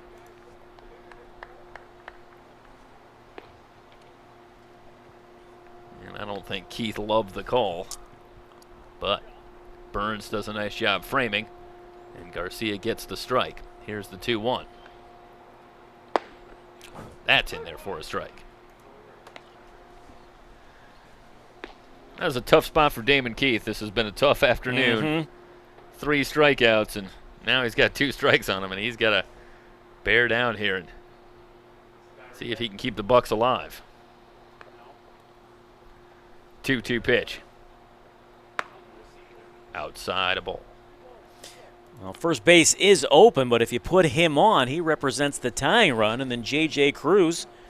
Yeah, I think ordinarily there is not so much risk in doing that, but the way the ball travels to the gaps here and the extra base potential, I think it's a very risky thing. Cruz certainly could hit one for extra bases. Here's the 3-2. He had a cut. He did. Back to the screen. And we'll do it again. Again, a reminder, these same 2 teams. The game originally scheduled for 7:30. It's now 7:32. So we don't expect a big delay here between the two games with the same 2 teams playing, but stay with us. Keep checking back. It should get going pretty quickly. Bouncing ball to second. Smith on the hop. Plants. Throws. Ball game. Keith retired. The Bucs threaten. No runs, 2 hits, no errors, 2 left on base. The final score, Inland Valley, a 7-4 win over the OC Bucs. Inland Valley stays perfect in the tournament. They are now 11-0. Once again, we'll sign off here. Rejoin you on SoCalCollegeSports.com or through the Facebook page on Future Events Group. for Game 2 between Inland Valley and Orange County. For everybody here at SoCalCollegeSports.com, so long, everybody. We'll see you in a bit.